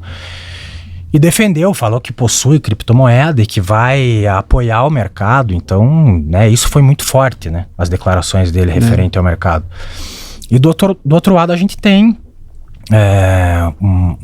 uma vice do presidente atual que perseguiu o mercado nesses últimos anos. Essa que é a verdade. Tô lembrando do tio, você falou do atual, eu lembrei do tio Paulo, né? O Biden tá... Tava bem... Tinha que sair mesmo. Tinha. Acho que foi tudo estratégia, viu? Tava escutando hoje, cara, eu acho que eles fazeram aquele debate primeiro, eu acho que foi tudo estratégia dos democratas. E agora teve um debate com o Trump, ele não foi muito preparado e levou umas cacetadas agora nesse último debate. E aí o Bitcoin caiu um pouquinho. Caiu, O Bitcoin tá seguindo, então, esse entusiasmo com o Trump. Eu acho que no curto prazo, eu digo coisas de 3, 4 meses, eu acho que vai ter um impacto, assim, a eleição vai ter um impacto direto no curto prazo. Os investidores de Bitcoin no dia do resultado da eleição, como vai sair de madrugada aqui no Brasil, vai estar todo mundo tomando energético. Tome seus cafés Tome seu café, todo mundo sentadinho pra comemorar junto, né? Acompanhe. Quem tem criptomoeda, acompanha a eleição, porque tem que torcer, cara. Tem que torcer. Um bom termômetro foi no dia do atentado, né? Ah, sim. Porque se ele não morreu, com certeza ele sai com mais força e tal. E o Bitcoin subiu. Deu uma porrada, né? que deu, foi forte. E ali ficou muito claro que o Bitcoin, nesse curto prazo, igual você falou, tá seguindo aí essa eleição. Mas vale lembrar que, independente do resultado da eleição dos Estados Unidos, talvez vai ficar uma coisa meio morna ali, né? Se a Kamala ganhar. Mas o Bitcoin e todas as criptos têm tendência a subir, independente do resultado no médio e longo prazo. Porque o sistema blockchain e tudo que envolve esse universo é muito promissor. É muito amplo e a nível mundial, né? A gente fala dos Estados Unidos, cara, porque os Estados Unidos é a maior economia do mundo e hoje tem 50 milhões de carteiras de cripto ativas lá. Então é um número bem alto, né? Então, eu acho eles que têm muita influência nisso no mercado. O mercado americano. É um tema de meditação. Eu fico pensando assim, por exemplo, vamos traçar um paralelo aqui com o nosso país. O que foi melhor para a direita do país? O Lula ou a Dilma? Foi a Dilma, porque ela escancarou tanto a podridão que a pessoa se voltou e realmente estabeleceu-se uma direita, um pessoal que... Hoje a gente tem, né, uma divisão, né? Hoje o pessoal entende um discurso do que é liberalismo, né? O que é Estado mínimo, mas precisou de uma crise. Então eu fico pensando assim, às vezes o Trump vai ser muito bom para... principalmente na questão de comprar o Bitcoin como reserva, isso vai gerar uma pressão compradora grande. Talvez no marketing ali, falar de Bitcoin. Mas talvez ali na raiz, assim, dos fundamentos do Bitcoin, que é ter uma população que entende a importância do Bitcoin, porque ele vai ver um Estado que está fazendo tudo que não devia ser feito. Talvez o Bitcoin cresça nessa percepção de importância com uma pessoa como a Kamala, por exemplo. Sim. Não sei ainda, sabe? Mas eu não ia ficar muito chateado se ela ganhasse, não. Eu ia pensar, nas primeiras semanas você vai ficar bem chateado. Não, mas veja bem, quem entende mais o valor do Bitcoin como uma moeda libertadora? Você acha que o argentino ou o americano? O argentino, eu acho. Porque ele entendeu o que o governo é capaz de fazer. Sim. E o americano não está acostumado com isso. Talvez com um governo mais centralizador e tal, ele perceba migrar, né? Sim, faz sentido o teu raciocínio, com certeza. E talvez isso impacte mais uma geração do que apenas um cara falando, vamos comprar Bitcoin. No longo prazo, né? Faz sentido, com certeza. Porque faz sentido, porque as pessoas que vão... começam a desconfiar mais do governo, das criptos, elas vão... As pessoas que gostam das criptos, elas vão permanecer ali. E a coisa talvez vá crescer de forma não tão desordenada, né? Porque se o Trump ganha, todo mundo que nem sabe o que é cripto vai, eu vou investir nesse negócio porque eu vou ganhar dinheiro. Uns preços que não se sustentam. Exatamente. Você tem uma queda depois que na verdade vai espantar muita gente. E com a Kamala não, né? Eu sei que eu estive agora num debate sobre Bitcoin, cripto, ali na Faria Lima, no BTG. Até era o Thiago Reis, né? E eu vi ali, conversei depois do episódio, conversei com algumas pessoas, eu vi que o pessoal da Faria Lima que não entende o Bitcoin.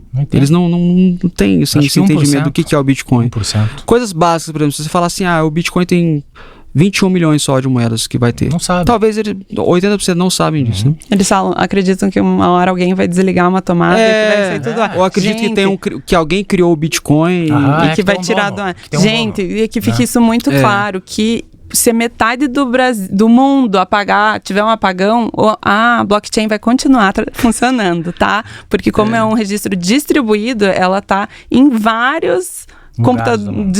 vários computadores e registros no mundo, então não tem problema de tirarem da tomada. Se jogarem uma bomba atômica em cada país do mundo, o mais resiliente vai ser o Bitcoin. O Bitcoin com sobra. certeza. Hoje já tem satélites que já estão só responsáveis pela blockchain ali, com os nós e tudo, né? E, inclusive, uma proposta desse podcast, se vocês toparem, a gente fazer um react aqui de alguns argumentos do Thiago Reis. Porque ele é um cara que traz muita polêmica. Ele é um cara respeitado do mercado financeiro, ele tem uma casa de análise famosa aí que eu acho que eles são bons o que eles fazem. Mas ele, por não saber, ele fala muita besteira, né, entre aspas, assim. Então, com todo respeito, eu acho que a gente podia fazer um react aqui de algumas falas, vamos? E aí a gente argumenta aí contra as besteiras que ele vai falar. Com todo respeito, viu, Thiago? Inclusive, tô esperando você aceitar a aposta que eu propus pra você. Lá após o debate eu propus, ele falou que apostaria, tô esperando a resposta, vamos ver se ele vai... Ele não retornou? Ainda não, vamos ver se ele vai ter coragem agora. Eu acho que ele já tá meio enrolado aí, né, no negócio aí, não? Não, acho que não. Não, acho que não é ele, não. Tem um outro que tá numa aposta. Vamos pro React 1 aí, ó. Tem um mandíbula... Na história da humanidade, existem duas classes que criaram riqueza, né? Pode pegar a lista da Forbes ali, que vocês vão ver quem tem dinheiro no mundo. Não é de hoje, pode pegar de 10, 15, 20, 30 anos atrás. Que é participação em empresas e imóveis. Aí tem ainda a segunda partezinha que ele fala. Tem alguns cripto bilionários aí, viu? Na lista da Forbes. Pode pesquisar. Já tá falando Isso besteira, não falaram lá. Ó. Para essa classe Já tá falando besteira. moedas, que várias delas viraram pó e pouco se fala a respeito. Isso aqui pode ser entendido como um bem colecionável ou como uma moeda. E se a gente for tentar encaixar esse ativo em alguma dessas duas classes, a gente vai ver que em colecionáveis os retornos, no melhor cenário, não são tão bons assim na média. Óbvio que tem um outro ativo que desponta, um artista que valoriza, mas na média a categoria não foi boa. E na classe de moedas, historicamente, quem ganha é quem cria a moeda. Acho que tá bom, a gente pode... É a história da humanidade. O Thiago, ele sempre fala isso nos podcasts, que ele só confia em ativos que historicamente fizeram as pessoas ficarem ricas, que são imóveis e empresas, né? E ele sempre fala também, ele parece que ele acha que alguém criou o Bitcoin, né? E que tem alguém lá que é dono de algumas moedas. O que você tem pra falar disso aí, dos primeiros comentários dele? Cara, primeiro eu acho que agora no final ali, ele falou que alguns ativos criptomoeda viraram pó, como existe, realmente existe esse tipo de situação no mercado, mas no mercado de ações também existe, né? Sim. Vamos ver Americanas aí, da vida, né? Um exemplo grande, né? De uma empresa grande, né? Que não virou pó, mas praticamente, né? Então, eu acho que ele foi um pouco infeliz nesse comentário a respeito disso. E ele frisando ali que realmente, do jeito que ele fala, ele acha que o Bitcoin tem um dono, né? Do jeito que ele fala. Né? Eu acho que... E aí você começa a ver que a pessoa não entende mesmo. E assim, bastava tira um fim de semana pra você estudar o negócio, né? Não precisa muito. Pra ter esse conhecimento mais básico, um fim de semana você estuda e... Eu acho que se ele lesse o livro padrão do Bitcoin ali, eu acho que ele já, né, talvez... Já ia evitar falar algumas coisas. Né? Exatamente. Vamos pro segundo aí, Kalani? A possibilidade de você obter um retorno através dos dividendos. Alguém pode virar e falar, pô, Thiago, você fala de ações... E ações também é assim, você só ganha se a ação se valorizar. Não é bem verdade, porque as ações elas pagam dividendos e tem aquela velha história, né? Assim, se o mercado fechar por 10 anos, a ação vai ter um valor mesmo assim, porque ela produz riqueza, produz dividendos. Inclusive tem várias ações de investidores mais antigos que pagam mais dividendos do que o valor pago lá atrás.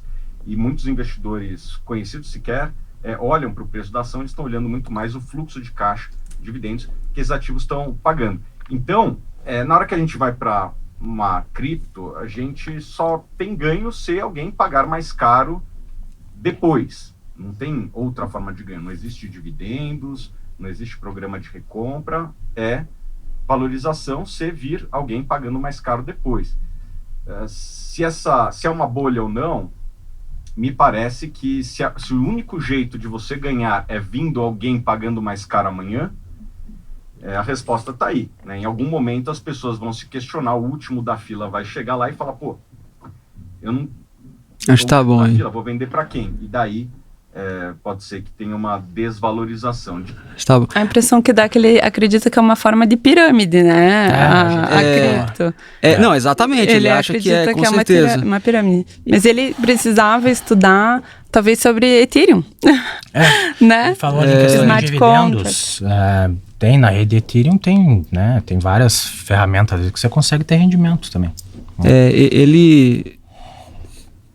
dá a impressão que ele quer também explicar cachorro falando de cavalo, porque são classes de ativos diferentes. O Bitcoin é uma invenção. Né, o que ele fala, é muito uma invenção de 15 anos aí, um negócio totalmente novo, e ele quer explicar porque eu gosto de coisa que dá dividendo e tal. E eu não tinha pensado no que a Carol falou, porque Ethereum, se ele soubesse que é Ethereum, ele sabe que tem ali uma usabilidade que gera uma taxa, que gera uma receita de bilhões que é distribuída. Então você tem um dividendo. Tem vários projetos de cripto que são para alimentar, digamos assim, eu quero desenvolver uma inteligência artificial para tal coisa. Aquilo ali vai gerar rendimento, gente. Aquilo ali vai virar um projeto. Inclusive tem até uma meme coin, vou contar, não vou dar o nome dela, mas existe uma, porque vai que alguém coloca e dá ruim. Mas existe uma meme coin que é com a intenção de ajudar animais de rua, que não é aqui no Brasil. Você acredita nisso? Que eles não sabia. É uma meme coin de um cachorro, que eu não vou falar o nome, que a intenção é todo mundo põe dinheiro lá e eles ajudam instituições que arrecadam, que pegam cachorros de rua. Então, assim... Mas o problema é que a maioria também vai querer... Ela tá ali para ganhar o dinheiro, vai querer ver o valor subir. Não, sim, claro, tem de tudo. Tem como você garantir, né? Mas assim... mas tem coisas ali... Mas a cripto não é uma pirâmide, só para ficar claro. E não é dinheiro sujo. Isso nem aprofundando muito, né? Porque ele tá resumindo muito ali no Bitcoin, né? A discussão ali. Até na verdade, o debate aí foi sobre cripto e tal, mas eu acho que fica até uma crítica aqui para quem for fazer algum outro debate. Comparar só Bitcoin, foco só no Bitcoin, porque fica mais fácil argumentar. Exatamente. Porque se for entrar no contexto geral... É muita coisa, são muitos projetos. E aí você não consegue argumentar, encaixar o argumento certinho ali contra o outro argumento da outra pessoa, né? E nos Estados Unidos, na verdade, o que eles fazem muito em debate é Bitcoin contra ouro. Sim. São dois investidores que reconhecem como reserva de valor. Primeiro eles reconhecem o estado atual da dívida americana, violenta lá, do jeito que tá, a inflação e tal. E eles reconhecem, nós dois estamos do mesmo lado, que a gente precisa de uma reserva de valor mais segura. Que o governo precisa se voltar. O governo não tenha Só que aí fica aquela, eu acredito no ouro e você acredita no Bitcoin. E aí você tem um debate que fica muito legal, você confronta as ideias e tal. Agora, dessa forma, fica muito vago, né? Mas eu acho que é bom só para ver como a mente do Faria Lima pensa, né? Do Faria Limer, né? Não só dele, que às vezes muitas outras pessoas podem acreditar que é dessa forma. E a gente tá aqui até para explicar que não é bem assim. Então assim, o Bitcoin ele não tem nenhuma obrigação de dar dividendo para ser considerado algo real ou que tem um fundamento. A gente nem entrou aqui no assunto que, nossa, tem muita coisa no mercado que daria para discutir, a gente ficaria horas aqui. Mas está muito forte a onda de tokenização de ativos reais mesmo, né? As pessoas estão... No Brasil, inclusive, já existem empresas que estão fazendo tokenização de ativos. De ativos físicos, de carteira de recebíveis. Então, assim, tem muitas funcionalidades que talvez ele está comentando que não tenha conhecimento, entendeu? Eu acho que ele tem um alinhamento muito grande para não querer entender. Porque, assim, na verdade, para ele, se ele fosse escolher, para ele, muito melhor seria se o Bitcoin não existisse. Claro, e se as pessoas confiassem inteiramente nos investimentos tradicionais, porque ele trabalha com isso, né? Ele vende isso. É o peixe dele, né? É o negócio então, assim, talvez isso nem... eu acho que quem não tem a necessidade de ter o Bitcoin como uma solução, não vai ter aquele time para estudar e querer entender a fundo, né? Talvez falte isso ele. E talvez, não sei, não dá para entrar na cabeça da pessoa, né? Vamos ver mais um aí, o Kalani. a maior parte dos investidores de criptomoedas, inclusive Bitcoin, eles entraram em 2021. Foi o ano que mais adicionou investidores em criptomoedas e, não sei porquê, mas eu não acompanho muito o seu trabalho, mas a maior parte dos investidores de criptomoedas, eles não mencionam, não sei porquê, as outras 20 e poucas mil moedas que se tornaram pó. E a gente vai explicar já por que isso. Então é o que a gente já falou, né? Tipo, isso não acrescenta no argumento dele. A gente tá falando de Bitcoin ou de cripto, ele falar das outras que viraram pó também. A gente poderia falar de inúmeras ações também que viraram pó, que tiveram fraude. A IRB mesmo perdi dinheiro. Pó, e mesmo os investidores da criptomoeda que teve algum destaque, que no caso é o Bitcoin, muitos deles também perderam com golpes, né? A Brex Company, talvez vocês se lembrem dela, né? Alguém pode falar, não tem nada a ver. Mas é um sistema tão aberto que abre a possibilidade para esse tipo de fraude. E mesmo corretoras que operam dentro desse sistema causaram perdas de alguns bilhões de dólares aos seus usuários. Então, o retorno médio do investidor que queria Bitcoin não é o retorno do Bitcoin. Acho que todo mundo aqui vai concordar com essa parte. Tá bom. Acho totalmente raso demais. Mas nessa parte eu até concordo com ele em determinada questão da liberdade, né?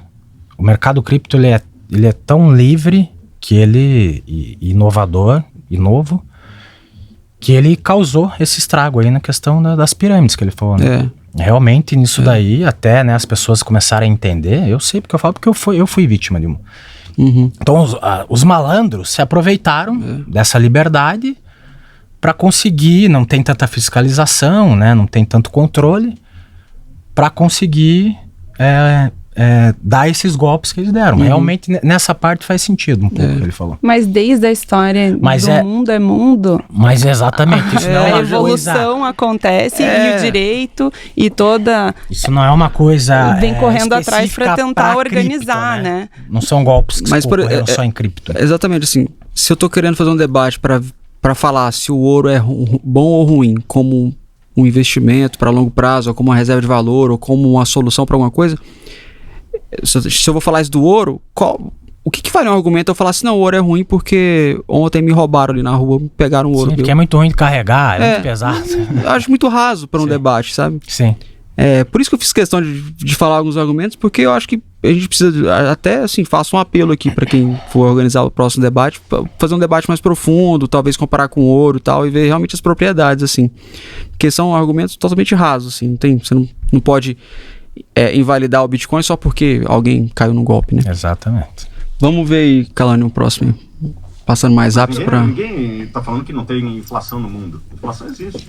Isso é bom? Não, tô dizendo que é bom. Inflação existe, eu só tô questionando se essa é a solução. Pessoal, existe inflação no mundo, portanto, vocês precisam comprar a moeda que eu tenho aqui na minha e-wallet, sei lá. Essa é a Bitcoin solução proposta. Tá, vamos lá. A mesma... Assim, em relação à inflação, essa é uma birra que eu tenho, assim, com o nosso sistema. Porque hoje a inflação é algo normalizado, né? O sistema usa da inflação para poder gerar as pessoas trabalharem mais, tal, querer crescer o patrimônio para suplantar a perda de valor. Mas, por exemplo, no mundo ideal, se fosse o ouro, por exemplo, eu não precisaria, eu sou médico, já tenho que estudar a minha profissão para poder ser um bom médico. Você, como advogado, tem que estudar para ser uma boa advogada. Agora, além disso, eu sou obrigado a entender de investimento e ter que dar sorte do meu investimento estar suplantando a inflação, a perda de valor, para eu ter a energia e o tempo de trabalho que eu ganhei e depositei num ativo para aquilo ali não se perder. O governo os governos, né, no mundo hoje, colocaram uma corda no nosso pescoço, ou colocaram a gente numa piscina que a água tá só subindo e a gente que se lasque para se virar para conseguir uma salvação, né? Para quem tem uma profissão, uma especialidade de investimento igual ele, por exemplo, é mais fácil. Beleza, né? mais fácil. Agora, para pessoa comum, acho que o Bitcoin traz essa solução. Fala assim, cara, aqui tá um dinheiro que você pega a sua energia, porque o dinheiro é um instrumento para guardar energia e tempo, né? Que é a energia que você gasta no seu trabalho e o tempo que se converte ali num valor que você vai poder trocar por outra coisa. O nosso real, isso se perde. O governo basicamente fala, não, o seu dinheiro não vale muita coisa não, vai só se perder. Então o Bitcoin, ele guarda isso de forma melhor. E é tão legal, assim, o Bitcoin que por fundamento e pela tecnologia dele, se o dinheiro é para guardar a nossa energia e o tempo de trabalho, olha de que Bitcoin é feito. De energia e trabalho. E Proof of Work, na verdade, é uma Proof of Time, na verdade, porque a blockchain é a cada 10 minutos ali. E o blockchain faz seu próprio tempo, né? Ele não tá ligado ao nosso relógio, ele é o próprio relógio dele, né? Então é literalmente energia e tempo que tá guardando a nossa energia e tempo. Por isso que é maravilhosa a solução contra a inflação. Eu nunca tinha pensado nisso, cara. Mas isso que é o buraco do coelho, né? Você vai entrando e vai virando toda semana uma chavinha, um insight novo, né? Que te faz acreditar mais. Acho que vai pro Kalani, pro oitavo, acho, pros mais o final aí. Vamos do 8 em diante, eu acho. Eu acredito o seguinte, que você tem que analisar uma classe de ativos, como você citou aí, os fundos imobiliários, numa janela mais alta, numa janela maior. Vamos para outro ativo. O Ibovespa desde 2008, então, em dólares. Monólogo. A gente vai... Deu porrada aí. O Ibovespa desde 2008, o que seria dizer as pessoas que estão menos 40%? Vamos ver nos últimos 50 anos. Menos 40% em dólar. Bom, aí eu te pergunto para vocês, vamos pegar ele que é uma janela alta, né, uma janela grande, vamos pegar a janela inteira do Bitcoin. O que foi melhor que o Bitcoin para te proteger contra a inflação? No mundo, nada. Nem investimento deu retorno que o Bitcoin deu desde que existe, né? Nada nem próximo. Nada, né, cara? Nada. É engraçado que só isso devia ser um motivo pra pessoa estudar e baixar um pouco a bola, né? É assim, verdade. Pelo menos pra querer conhecer. Querer conhecer e falar, por que isso tá guardando tanta energia monetária e salvando as pessoas da inflação, né? Nos Estados Unidos, cara, está igual aqui também. As pessoas não estão conseguindo ter perspectiva de comprar uma casa para ter uma família. A inflação já tá assim, sufocando, né? Saiu até o gráficozinho do iPhone, não sei se vocês viram, né? O iPhone em Bitcoins, né? Não vi. Vocês não viram? Não vi. A gente vai colocar na tela aqui pro pessoal ver. Ele pega o valor do iPhone desde 15 anos atrás, cada lançamento, e coloca quantos Bitcoins era necessário para comprar cada iPhone.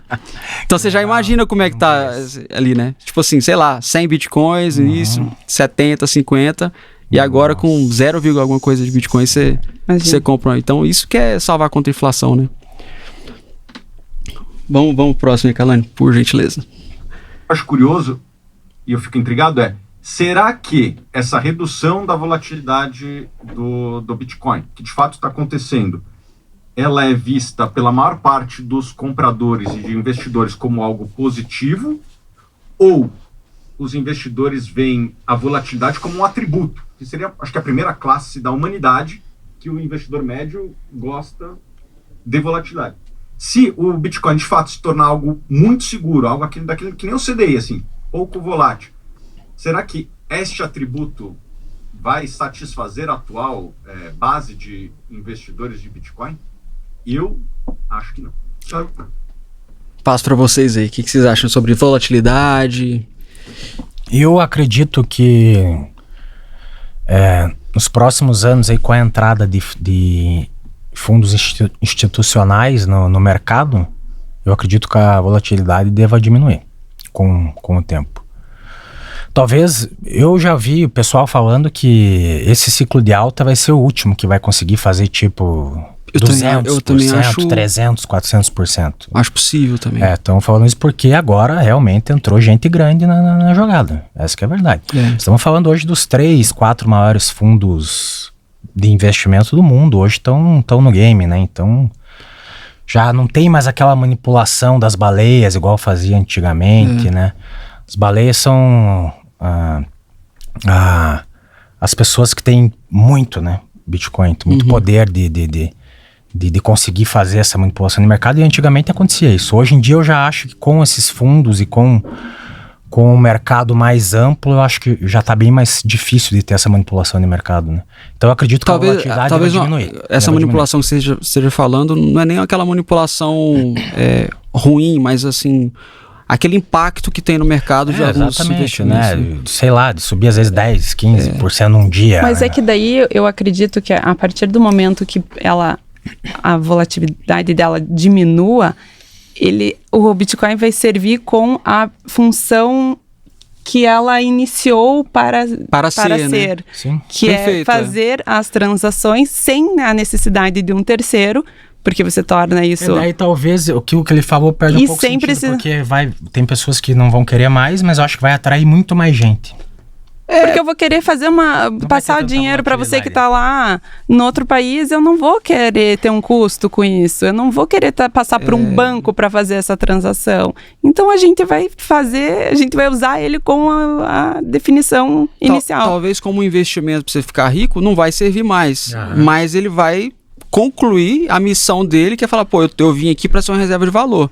Reserva de valor, eu não posso ter uma volatilidade tão alta e vou estar muito mais seguro. Então, por favor, e aí você vê o tanto que as pessoas E ficam assim, entorpecidas. se eu quero ir hoje fazer, vamos supor, se eu tiver bitcoins na minha carteira, eu posso ir para qualquer país do mundo com esses bitcoins e eu compro Carol, o que eu pensa, quiser. você... Agora vai o ouro. Como é que eu vou carregar ouro, gente? Não tem como, não existe essa possibilidade. Mas você está jogando ainda num cenário legal.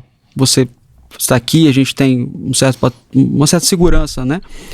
Mas imagina o pessoal na África, que não tem acesso a banco, que está sob um governo, uma ditadura que o dinheiro deles não vai estar valendo nada. Então o Bitcoin ele vai concluir essa missão para servir para você nesse sentido, mas ele vai ser muito mais útil para esse cara que está na África lá, precisando de um porto seguro, né? Com certeza. Para fugir também dessa manipulação. Eu não sei se vai passar. Tem algum depois desse, Calani? Tem uns 5. Talvez não passe, mas eu quero... Quando ele falou isso, eu mandei um chat... Como é que chama aqueles que você paga lá? Superchat. Falando sobre isso que ele falou, sobre a volatilidade. Eu escrevi assim, ó... É natural que a volatilidade abaixe. Eu falei a mesma coisa que a Carol. É natural que a volatilidade abaixe, porque... A função do Bitcoin é ser uma reserva de valor e quanto mais capitalização de mercado, mais ele fica estável e tal, e é para isso que serve mesmo, né? E eu não sei se foi nessa, cara, mas teve uma que eu falei assim, e até o Richard discordou, mas eu falei assim, o Bitcoin ele é um ativo programado para subir para sempre. E eu não tô falando que ele vai subir 100% todo ano. Mas ele é lógico que ele é programado para subir para sempre. Porque se ele tem uma oferta limitada e uma demanda crescente, é claro que ele vai subir para sempre. Com certeza. Eu penso eu concordo com vocês que vai chegar um momento que ele vai se estabilizar e ele vai subir, sei lá, vai subir menos. 7, vai subir o S&P mais uns 7% ao ano. Mas ele vai subir para sempre, é lógico. As pessoas vão comprar. E eu não, por exemplo, se for só nós três na rede, para ele subir, eu não preciso de um quarto. É só a gente comprar mais. Exatamente. Eu acredito que sim. Eu acredito que sim, porque a oferta é limitada. E a tendência é cada vez mais. Mas o Richard falou, não, eu não acredito que vai subir para sempre. Eu acho que ele se perdeu aí. Eu acho que claro que ele vai subir para sempre. Não na rentabilidade, né? Vamos ver o próximo, Calani, depois desse. Lê aí, do Gabriel? Ele falou aqui... essa que eu fiz, ó. Uma reserva de valor em amadurecimento, é natural que a volatilidade vá abaixando. Mas nunca vai ser zero porque ela tem oferta limitada e demanda crescente. Ativo programado para subir para sempre. Para sempre já acho uma coisa bem perigosa, assim. Por que é perigoso falar que vai subir para sempre? Eu não acho. Eu acho que faz sentido o que você falou. Eu acho que essa resposta que eu dei pega o que a Carol falou, que ele tá amadurecendo para ser isso. Ele falou. Então ele vai se tornar uma reserva de valor eu baixa volatilidade. Que talvez o momento, até acho que Michael Saylor lá falou que até quando que ele acredita que vai subir o Bitcoin. Acho que ele não vai mais nem estar vivo o momento que ele pare de... Verdade, né? Que talvez surja uma outra tecnologia, né? Sim, exato, e que eu acredito muito que vão surgir novas tecnologias. Talvez um pouco pesado, talvez sei lá, um longo tempo, né? Talvez em longo tempo, enquanto ele estiver sendo ali como uma reserva de valor. Sim. Bom, tem outra, né? Se elas estão entrando nesse mundo, não? Então, ótimo. Eu analiso ações da BlackRock faz 10 anos, indiquei faz uns 5 anos para os novos assinantes.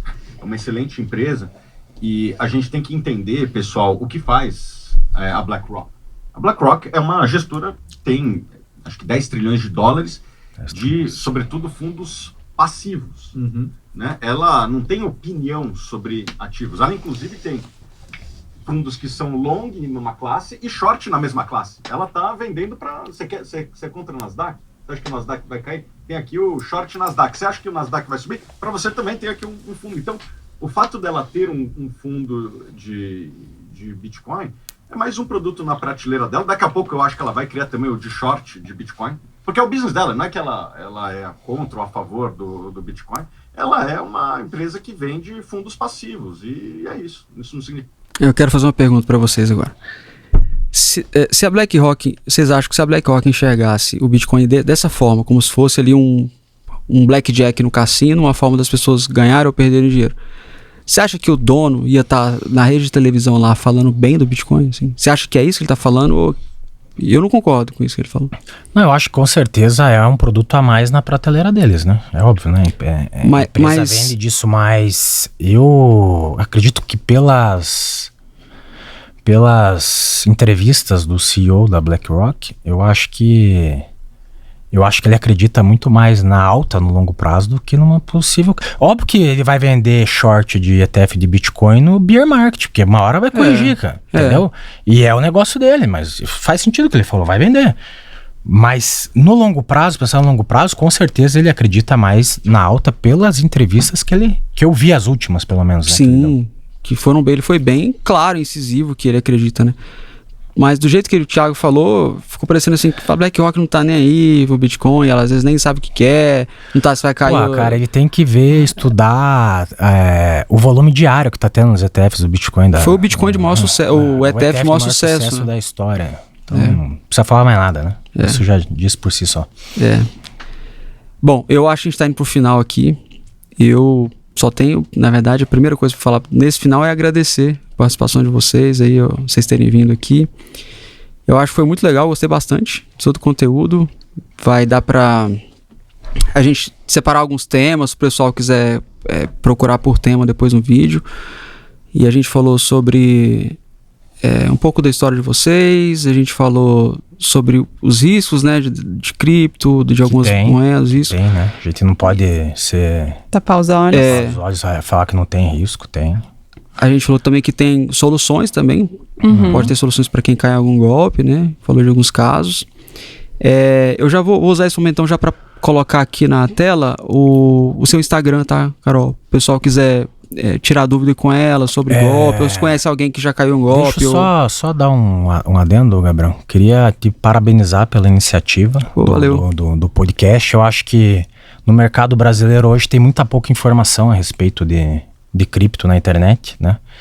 E eu acho que esse tipo de podcast vai ser um conteúdo que vai vir para agregar bastante. Então, parabéns pela iniciativa. Pô, obrigado. Que Deus abençoe. Amém, cara. Obrigado. A ideia é realmente fazer diferença. Você sabe da minha vida já um pouco e a gente acaba entrando nesse mundo. Eu acredito de verdade, eu acho uma super invenção. Tá sendo uma solução para a minha vida. E está mudando a minha vida. Eu me vejo daqui a um tempo, assim, falando de Bitcoin. E me vejo daqui a um tempo precisando trabalhar menos do que eu já faço e tal. Então, assim, poxa, então vamos falar disso. Porque nada mais justo do que você passar isso aí pra frente. Né? E nesse episódio aqui com vocês, pô, a gente pode ter soluções que vão ajudar a vida de muitas pessoas que estão com algum problema em cripto ou golpe e tal. A pessoa já viu a gente falando de um livro, que o cara vai comprar esse livro, que a gente vai colocar aqui na tela, tá? O Bitcoin Standard. Esse livro tem potencial para mudar financeiramente a vida das pessoas. Sim, e pelo menos elucidar como o mundo funciona, tal, o que os governos fazem para ferrar a vida da gente e tal. Então, falei, pô, vamos falar disso então. Estamos no início ainda, mas se Deus quiser a gente vai crescer. E a próxima vez que vocês vierem, a gente faz um segundo episódio já com vocês, né? A gente já deixa combinado com certeza aqui. Voltaremos, com certeza. E desejo tudo de bom para vocês também, que vocês tudo de bom para a família de vocês. Agradeço aí a amizade de sempre. E também que vocês fiquem multibilionários também. Valeu, te espero lá em Curitiba para tomar aquela champanhe nos $100 mil. Pô, é verdade. Ó, fica já aqui registrado, $100 mil, estarei em Curitiba. E a gente faz um episódio lá em comemoração. A gente abre uma live lá dos $100 mil. Vou passar meu Insta aqui, então é carolinafior.adv. Me sigam lá, eu tenho várias dicas de como não cair em golpes e o que você tem que ficar ligado. Bastante conteúdo, informação. Bastante conteúdo bom. E você pode dar uma luz para várias pessoas, os caminhos, né, para não cair, para quem já caiu. Eu tô começando o Insta, mas a minha intenção é bem essa, é dar uma luz assim para quem tá se sentindo, tá sem dormir. Porque fica sem dormir. Isso é importante, essa informação para quem tá numa situação assim, né? Eu acredito que deve ter, porque, né? O que eu quero dizer, não desanimem, só prestem atenção, sempre tenham atenção nos links que clicam e tudo mais. E a história de vocês é uma história que realmente passa essa mensagem de não desanimar. Pô, caí nisso aqui, mas bora. Tem que ter muita convicção. Tem. Bastante. Tem que ter muita. E tem que ser um texugo, né? Exatamente. A cobra te picou, você dormiu ali 2 dias e voltou, né? Pô, eu preciso de uma camisa do texugo, cara. Vamos fazer, em breve aí, camisetas aí. Pessoal, obrigado aí de novo. E pra você que tá assistindo, obrigado aí pela sua audiência, sua atenção. Curta, compartilha, manda pros seus amigos, para quem você gosta. Comece a acompanhar a gente aqui, acompanha nosso Instagram também. Tem muito conteúdo legal vindo e vai acrescentar muito aí pra você. E fica com a gente aí, beleza? Valeu, gente. Abraço. Obrigada. Valeu, galera. What's the second best? There is no second best.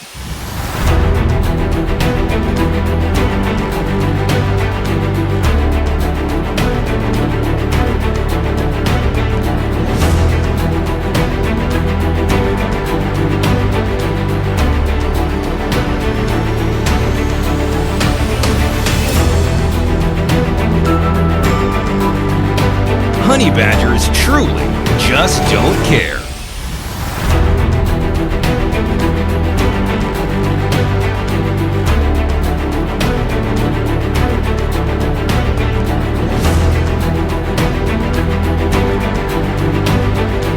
Which one's the best crypto asset? Largest holders of Bitcoin. Does anyone know that? How about that? All your models are destroyed, completely devastated. Bitcoin goes to the moon.